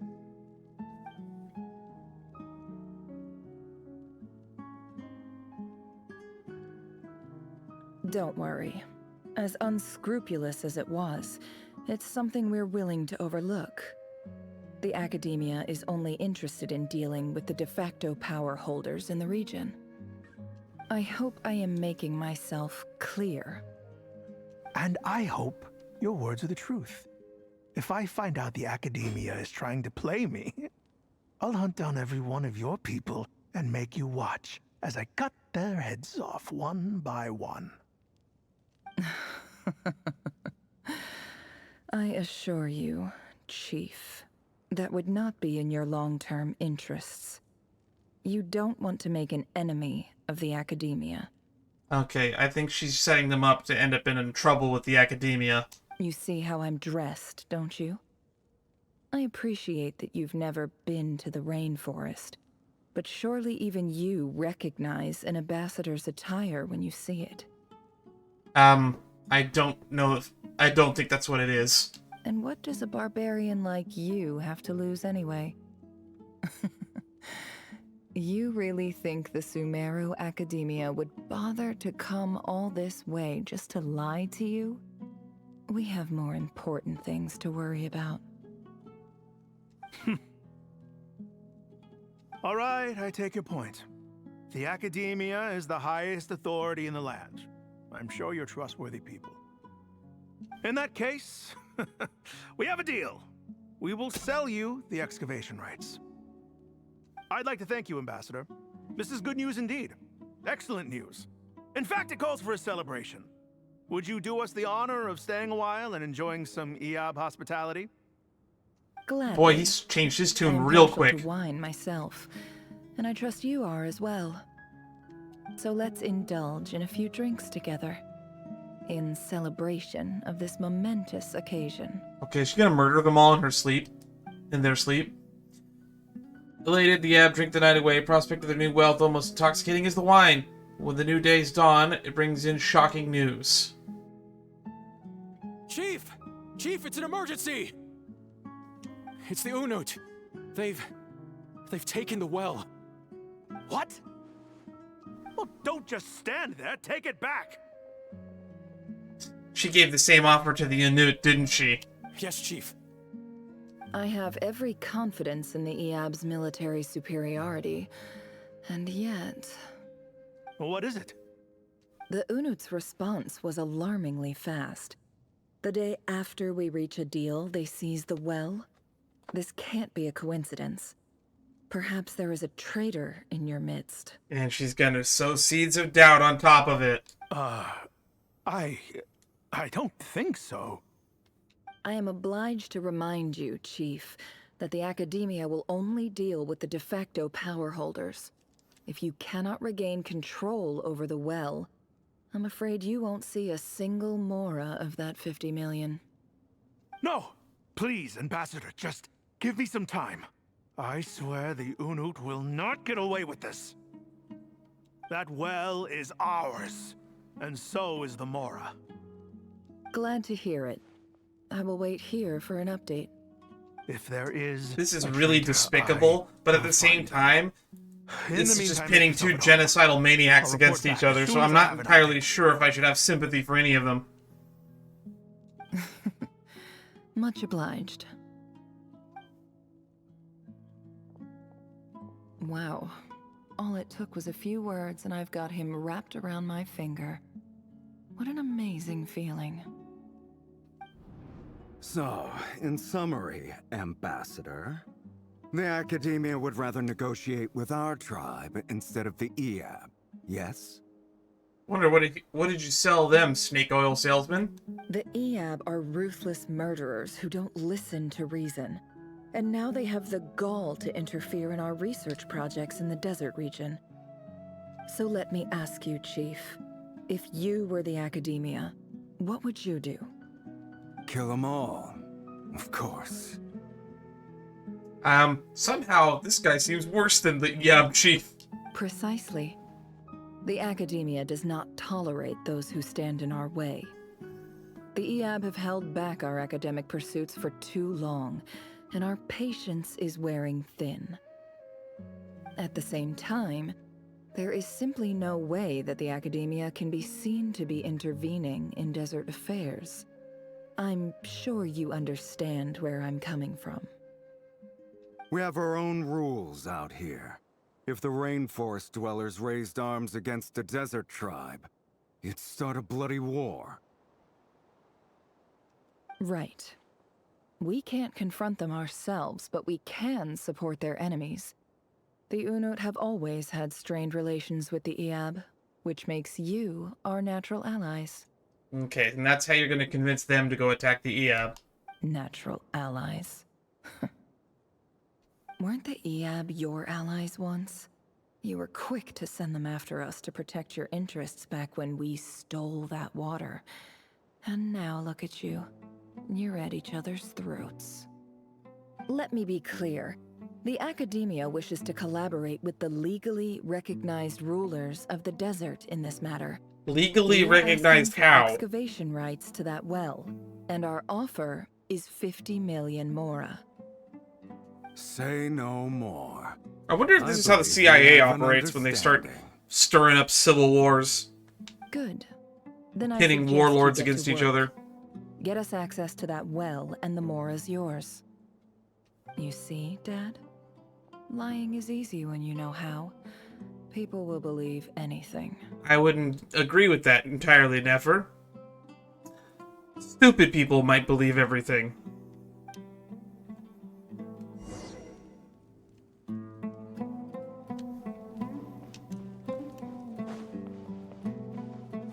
This is probably haunting her in some way because, for whatever reason, as she runs the Curatorium of Secrets in the present day, she's almost super adamant about remaining neutral. She must have some level of guilty conscience about basically pitting sides against each other to kill each other. Even if she probably thinks it's justified.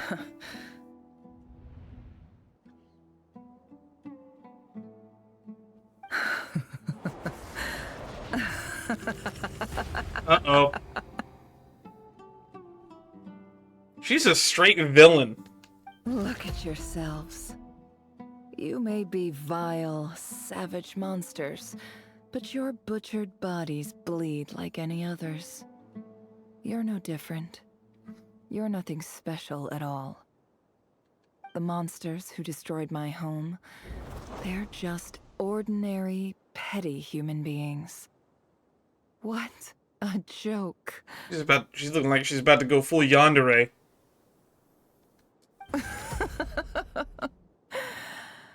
I think we're even now. Maybe I've even done the desert a favor. It's a better place without all these people around. Oh, Sinuhe, my gullible fool of a father. Perhaps if you'd been as ruthless as I was today, our tribespeople would still be alive. In this dog-eat-dog world, a chief needs to be tough to survive. I don't agree. Look, these chiefs looked plenty tough, and look what it ended up with them. But you couldn't do what had to be done. So I did it for you. Nefer, it's okay. All of this is in the past now. I believe I remember you promising to remain silent. Yeah, but even so.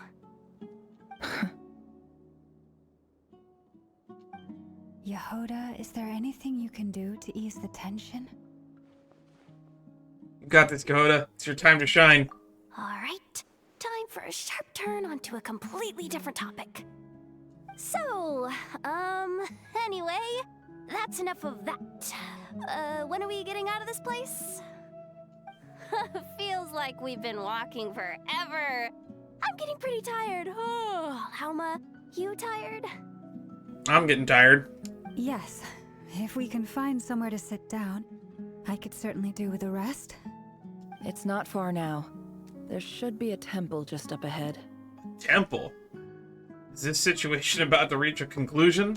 Yes. Really? A temple? That's where this story ends? I guess that's how things go in the desert. I guess. I've been to a similar place with a friend from the desert before. Twice, Desert actually. Dwellers can never escape their destiny. Or so everyone says. I never wanted to believe it, but looking back now, I'm as desert as they come. You mentioned a temple. What's waiting for us there? My biggest trade secret of all. How you stumbled across the chess set? Ah. Then I'm guessing it's where you got your power from. The power to peer into other people's minds. There was mentions of Thoth and her talents. I didn't know you were clued up on any other religions.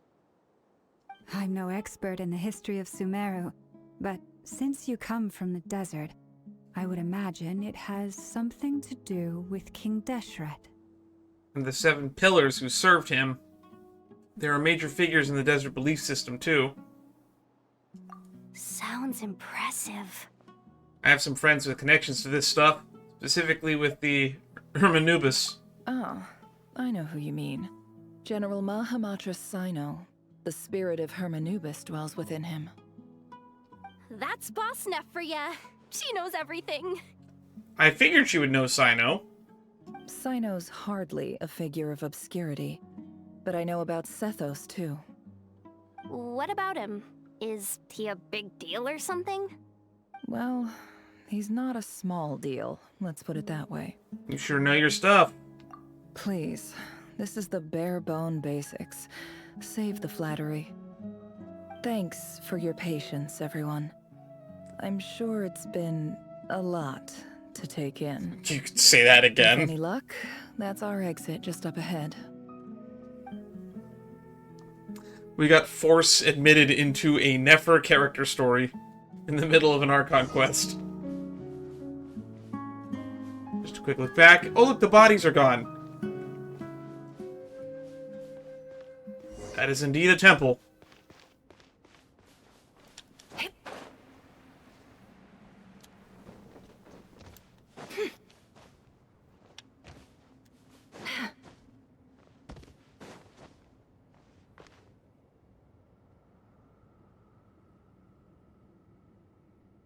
Is Ra the one that has the eagle head in the Egyptian mythology?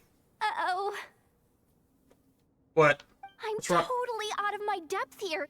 I don't have anything to add about any of this stuff. Like, look at that statue, for instance.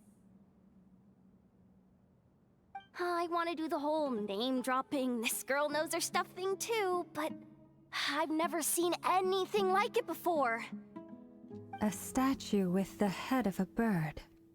Looks like it's something out of King Deshret's mausoleum. That's Thoth, the Ibis King, one of the 7 pillars of King Deshret. The legends say that he, the Crocodile King, and the Goat King were the 3 retainers of King Deshret. Let's take a look. Okay, so this is where she gets her power from. It's Thoth's power. Ooh, cutscene. God, I missed the Sumeru soundtrack.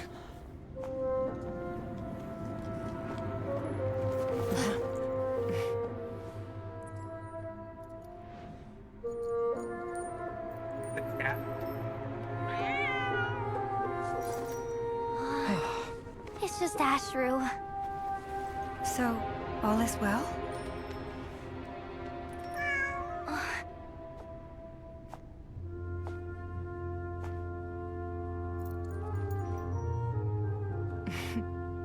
I always knew that that cat was sus. Typically speaking, at this point, the world disintegrates. Then we find ourselves back in the outside world. Besides, these are my memories. There's nothing to fear. You're sure? I'm not sure. Of course. It's almost over.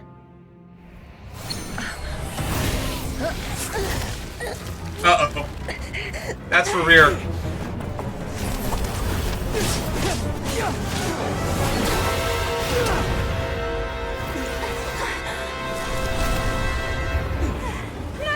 Hold on! It's not good.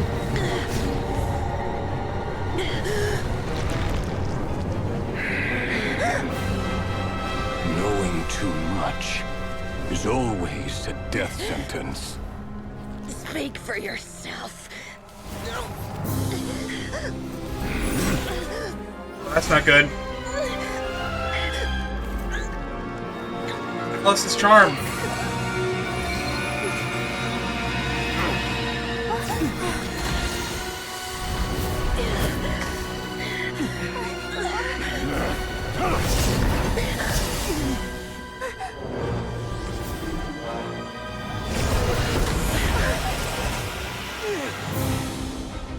How repulsive.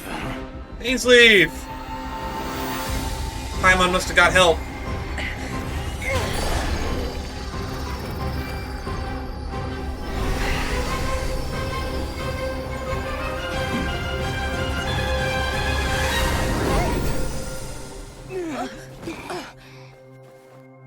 Oh, Palombena's here too. Oh, we've dropped into a really chunky frame rate all of a sudden.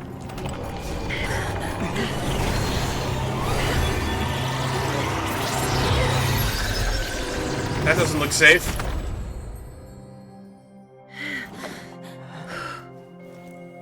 Man, I wish it wasn't lagging so hard right now.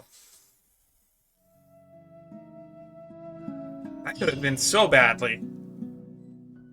Sounds like the quest is over, though. Let's turn on my fan and shove it in the... Manually cool the computer. Well, didn't I? You certainly did. Thank you. It's okay. I'm just glad no one was hurt. Paimon noticed you doing something too, Dainsliv. Were you helping get them out? Of course. When I asked Nefer to conduct this investigation, I was not naive to the dangers involved. I had a duty to ensure your safety. Good to know your sense of justice is still intact after all these years. I take that to mean that you saw the truth. That comes as a great relief. We saw the truth, but then we had trouble getting out. I certainly did. And thanks to your help, I also managed to trap Rerir inside the chess set. Whoa, really? How'd you manage that? Well, to be honest, I sensed that something was wrong long before we made it to the temple. By using this fragment to probe into Rerir's past, well, the monster formerly known as Rerir, it seems I alerted him. I was tracking him, then he caught on and started tracking me too. Can't say I'm surprised. But how did he track you through your thoughts alone? That shouldn't be possible. I don't understand how any of this technology works. This is all the ancient Deshret and mumbo-jumbo. Rerir was a secret agent who reported directly to the Vinster King. He is an expert at finding a trail and hunting down his pursuers. It doesn't explain how you can find a trail in thoughts. No wonder. What do you mean, no wonder? That doesn't explain shit. He infiltrated the chess set, read my thoughts, and built a new virtual chess set inside of it. That's why we weren't able to leave at first. Y'all just danced around the question without answering it. How? How is he doing any of this? Speaking of your chess set, it's quite a remarkable item. Would I be right in thinking you have some connection to King Deshret? You overestimate me. I only have a connection with one of his underlings, the Ibis King. You all saw how this came to be. A long time ago, the Eab massacred my tribe, the Shimti, in our home village. A few years later, I enrolled in the academia, where some new information came to light. The Unut and the Eab fought a bitter battle over the rights to a well, all for the sake of a non-existent 50 million mora. The Eab ultimately won that confrontation, but their victory came at the cost of almost every warrior in the tribe. The final blow to the Eab came at the victory feast, when an Unut assassin beheaded their chief right before my eyes. The remaining Eab fled and have been scattered to the winds ever since. Having gotten my revenge, I returned to my hometown, where to my surprise, the nearby temple was still standing. There it was, seemingly immune to the relentless hostility of the desert, while my tribal home lay in ruins. As I stood there gazing at the temple, I noticed a cat just outside. This cat, as it turned out, was home to the spirit of the Ibis King. You're He kidding led me. to a gate deep inside the temple, and there he made a deal with me. This chess set is my gift from the Ibis King. The chessboard within is made to the same specifications as the one in the mausoleum of King Deshret, and represents his power of piercing analysis. Oh, I've been to that chess set. It's right next to where the Tanit tribe hang out. They don't exist for reasons. With this chessboard in its container, I gained. I said we would have time to squeeze another genocide in the next half hour. Now, you could conclude that the Ibis King simply wanted to give the people of this world the power to seek the truth, but I don't believe that's the full story. Now, I would say to watch my playthrough of the Dirge of Bilquis and the continuation quest with Jet, or you could watch the Hoyo Fair video from 2 years ago, Shadows in the Sand. by Subutai. Don't worry, Jet's fine. She's up in the northern Haraftir desert now. Every god plays favorites. Their hearts are as fickle as any humans, full of secrets, perversions, egotistical tendencies. But precious few gods are willing to admit this. Admit what? It is the same their with selfishness, all powerful okay. forces, including fate itself. Their gaze falls preferentially upon a select few. As you rightly point out, this is an act of favoritism. If you're alluding to the Abyss, then yes, I agree. Gather the others. It's time to share everything I've learned. For long, the group is gathered in the office. She's gonna be staring at that cat now. Thank you all for being here.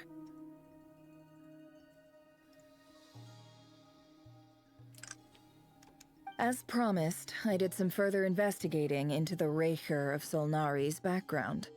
I am pleased to report that the investigation has been most fruitful indeed. The Rerir of Solnari, real name Rerir, was once a Conrian subject who served the Vinster King. I will now share wish the Arlecchino important was still here to details hear of all his this. story. Please save any questions or comments for the end. Nefer narrates Rerir's backstory to the group. At the Vinster King's behest, he gathered the intelligent and assassinated descendants of the Crimson Moon dynasty, unwilling to take his own beloved Thelindis, who was secretly of Crimson Moon heritage. He then got dragged into court politics. Vedafinir's voice, which spoke to him of his fate, was like a reflection of the moon. Though he could disturb the waters to gain some temporary relief, he was powerless to erase it entirely. In contrast, Rerir's own life was like a reflection of the broken moon. Once the stormy winds of fate blew across the water's surface, it was utterly destroyed.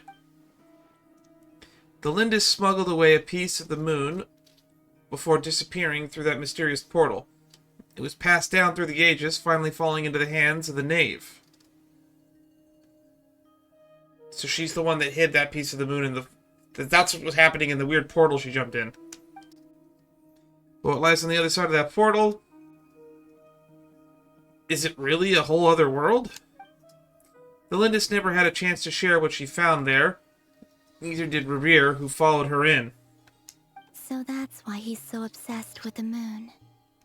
A tragic tale, to be sure. But it does not excuse his many transgressions. Nor Nefer's, for that matter, but we will never address that again. Just like the Civil War that the Shogun oversaw for like a decade. No matter how much Rerir suffered in the past, the fact remains that he is what we know today as the Wild Hunt, wreaking havoc upon innocent lives in Nodcry. He becomes more dangerous with each passing day. If left unchecked, it is simply a matter of time before all of Tevat suffers the consequences. This is a threat that the Knights of Favonius cannot ignore. Why exactly are the Knights of Favonius here anyway? A question for Miss Columbina. Forgive me if this is presumptuous, but have you ever seen the spatial gateway that appeared in Rerir's memory? Never. But I have heard stories of something called the Moon Gate, and this seems to fit the description. We did a quest on Heizou Island that had something referencing a moon gate. Miss Lauma, any thoughts on this? In the lore of the Frost Moon Scions, the moon is believed to hold many secrets. Some sources speak of ancient knowledge, others of a gateway to the unknown. That one priestess lady in the Heizou Island Seletic Chronicles seemed to be able to travel within mirrors. The term Moon Gate is one I have heard before. But as is the case with all of our legends, there are no records of any first-hand witnesses. We cannot know whether it truly exists. Then back to Miss Columbina. As a moon goddess yourself, do you have some idea of where the Moon Gate leads to? Not at this stage, sorry. I do hold the power of the Frost Moon, and my strength is recovering well. I can sense that the gate would open at my command, but... But there's more to the power of the Frost Moon than that? Yes. A moon goddess has the right to open the moon gate, since it is a path to the moon. But as Nefer mentioned, holding open a spatial gateway takes a huge amount of power. It nearly killed Arlecchino. And right now, I need to conserve my energy to fight the Rerir of Solnari. I'm afraid this is one mystery we may have to leave unsolved for now. I agree. Better to save your strength. But if you'll humor me for a moment, I have a bold conjecture of my own regarding the world beyond the gateway. Really? I highly suspect that neither Tholindis nor Rerir made it through unscathed. The evidence pointing to this is the fact that the Rerir of Solnari exists in the form of countless fragments. With the abyssal power he wields, no ordinary foe can touch him, let alone tear him to shreds. And yet, the wild hunt proliferates wherever his scattered fragments lie, drawing hordes of monsters to many different locations across the land. So your theory is that Rerir was physically torn to shreds by some powerful force? Hence, why the wild hunt is a distributed phenomenon, rather than a unified one? It's a very valid theory. I don't have any counter-evidence. Makes sense to me. Explains why the wild hunt is so pervasive, and why he's been trying to piece himself back together. He was whole to begin with, and he wants to be whole again. Without the power of the Abyss on his side, he almost certainly would have perished the moment he was torn apart. But the Abyss, much like a curse, has kept him alive. I could not agree more. The power of the Abyss is most surely a curse. It is a compelling explanation, and one that accords with my present understanding of Abyss creatures. Whether the life form in question is primitive or advanced, if a curse has extended its lifespan unnaturally, it will continue to survive in spite of everything. This raises some interesting questions. I will run some experiments, and see if there is any validity to my suspicions. We still don't know if he's even killable. That being said, regardless of whether my research bears fruit, I would like to thank Miss Nefer for conducting such a thorough investigation. Already, it has greatly enriched my understanding of the entity we face. I think I got that fly. My pleasure, Mr. Albedo. I too hope that the information I have shared today proves useful as we look to formulate the next stage of our plan. Hey! Nope. Just saw it whiz by. You look really upset. It's just... when I think of the man I once knew as Rerir, I struggle to understand why things had to turn out like this. Really? You still struggle to understand? I thought it was plain as day. The two of you used to be friends, didn't you? I don't know if these words will bring any comfort, but my heart goes out to you. Mine too. You don't have to do that. We can never know all the hows and whys of the way things are. The moon and stars are full of untold secrets and lies. And the skies are host to many more mysteries than these alone. Yet, none of that can begin to compare with the complexity of human life. Those are the first comforting words I've heard in a long time. Thank you, both. Oh wow, he's smiling. Well, I think this is a good place to end today's meeting. I'm sure Nefer needs some time to recover. She's been through an awful lot today. That's very thoughtful of you, Lauma. Of course. Sounds good to me. Take some time to rest and digest before we reconvene to nail down a plan. Back at the hotel, you sit with Paimon for a while and discuss what lies ahead. We didn't get a boss fight. There's probably about an hour left. I have a feeling that the way that the quests are doing it, it's going to be like 3 or 4 hours for quest 1, and then it's going to be like 4 or 5 for quest 2. Hope I didn't kill the conversation. That's fine. Come in. No need. Come on, let's talk outside.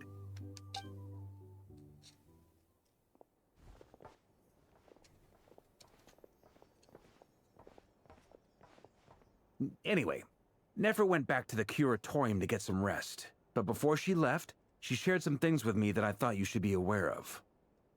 Firstly, although she managed to trap the Rerir of Solnari inside her chest set, there's no guarantee that the power of the Ibis King is any match for one of the 5 sinners. Their powers are beyond our comprehension. I was gonna mention, he's not gonna be stuck in there, is he? It's only a matter of time before he finds a way to break out. We have to come up with a plan and take care of him before that happens. Honestly, my mom figured that might be the case. So, how long have we got? I'm betting a day at most. Well, I asked her that same question. She talked for a long time, but for the most part, it seemed like she was trying to convince me how precious her chess set is. What a long and storied history it has. It felt like some kind of sales pitch, you know? The kind where you end up handing over Mora against your will? Anyway, after all that, she finally answered the question. 2 days, at most. That's about what I probably should have guessed, since whenever they do a thingy in, Genshin, whenever there's a gap between quests, they always say 2 days later. 2 days? Holy moly! Can we even recruit enough help in that time? That remains to be seen. Which brings me to the second issue. Dainsleif is obviously conflicted about this whole thing. But given how little time we have, there's no way we can pull this off without his help. You have some history with him, right? Do you think maybe you could talk to him for us? I'll see what I can do. Great. I appreciate it. All right, on to item 3. So, Albedo, Durin, and I put our heads together and came up with a plan. Can't promise it's gonna work yet, but at least it's a start. We figured we'd bounce the idea off you first. We'll explore it further once everyone's recovered. Oh, please, ask away. Oh, Paimon's dying to hear this. All right, so here's what we're thinking. Oh, don't leave me on edge. He lays out the current plan. It's a shocking plan. Nothing can phase the greatest traveler, the the trustiest travel guide in Teyvat. Doesn't take you long to get behind it. We felt a little uneasy about roping you into this. I mean, firstly, you're not locals, and secondly, none of us are your boss. You're well within your rights to refuse if you so choose. Roping us in? Why would you even say that? We're in a country with no laws. Here. We have no rights. It's all of us against the Rerir of Solnari, or none of us stand a chance. Privileges would be a better use of the word. I choose my words very intentionally, I'll have you know. I like to think there's an art to striking a down-to-earth tone even when the stakes are through the roof. Sir Varka, I have a few thoughts about this plan. You know, I don't think I would have had that line voiced. I'm all ears. I think we can be more flexible with how the roles are allocated. In my view, the most sensible lineup would be like this.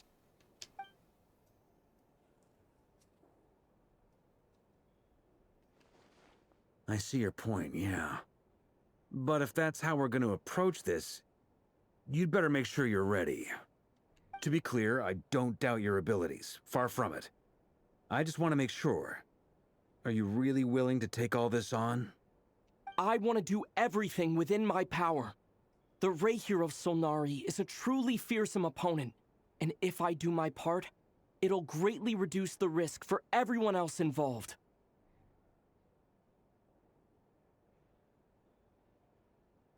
Well, that tracks with what I've heard.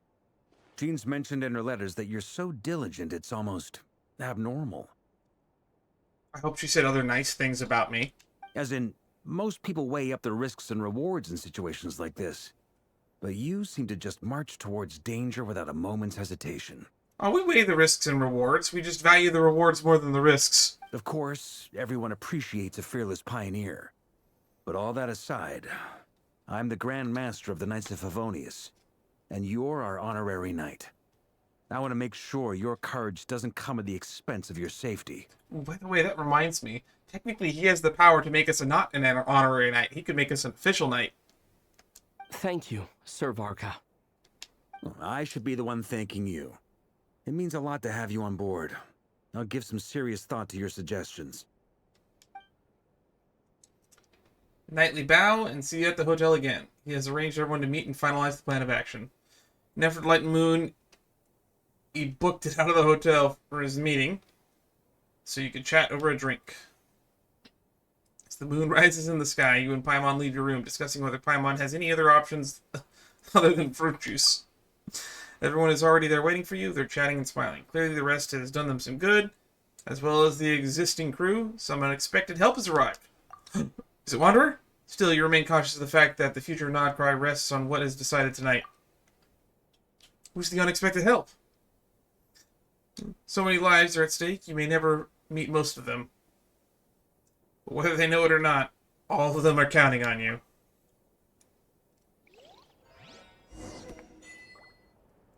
Discuss the plan with everyone. Well, we're going to leave that as a mystery, because I'm going to end the stream here. This has been going on for just under 4 hours, and I don't want my file sizes to be getting too huge. So we will continue this next time.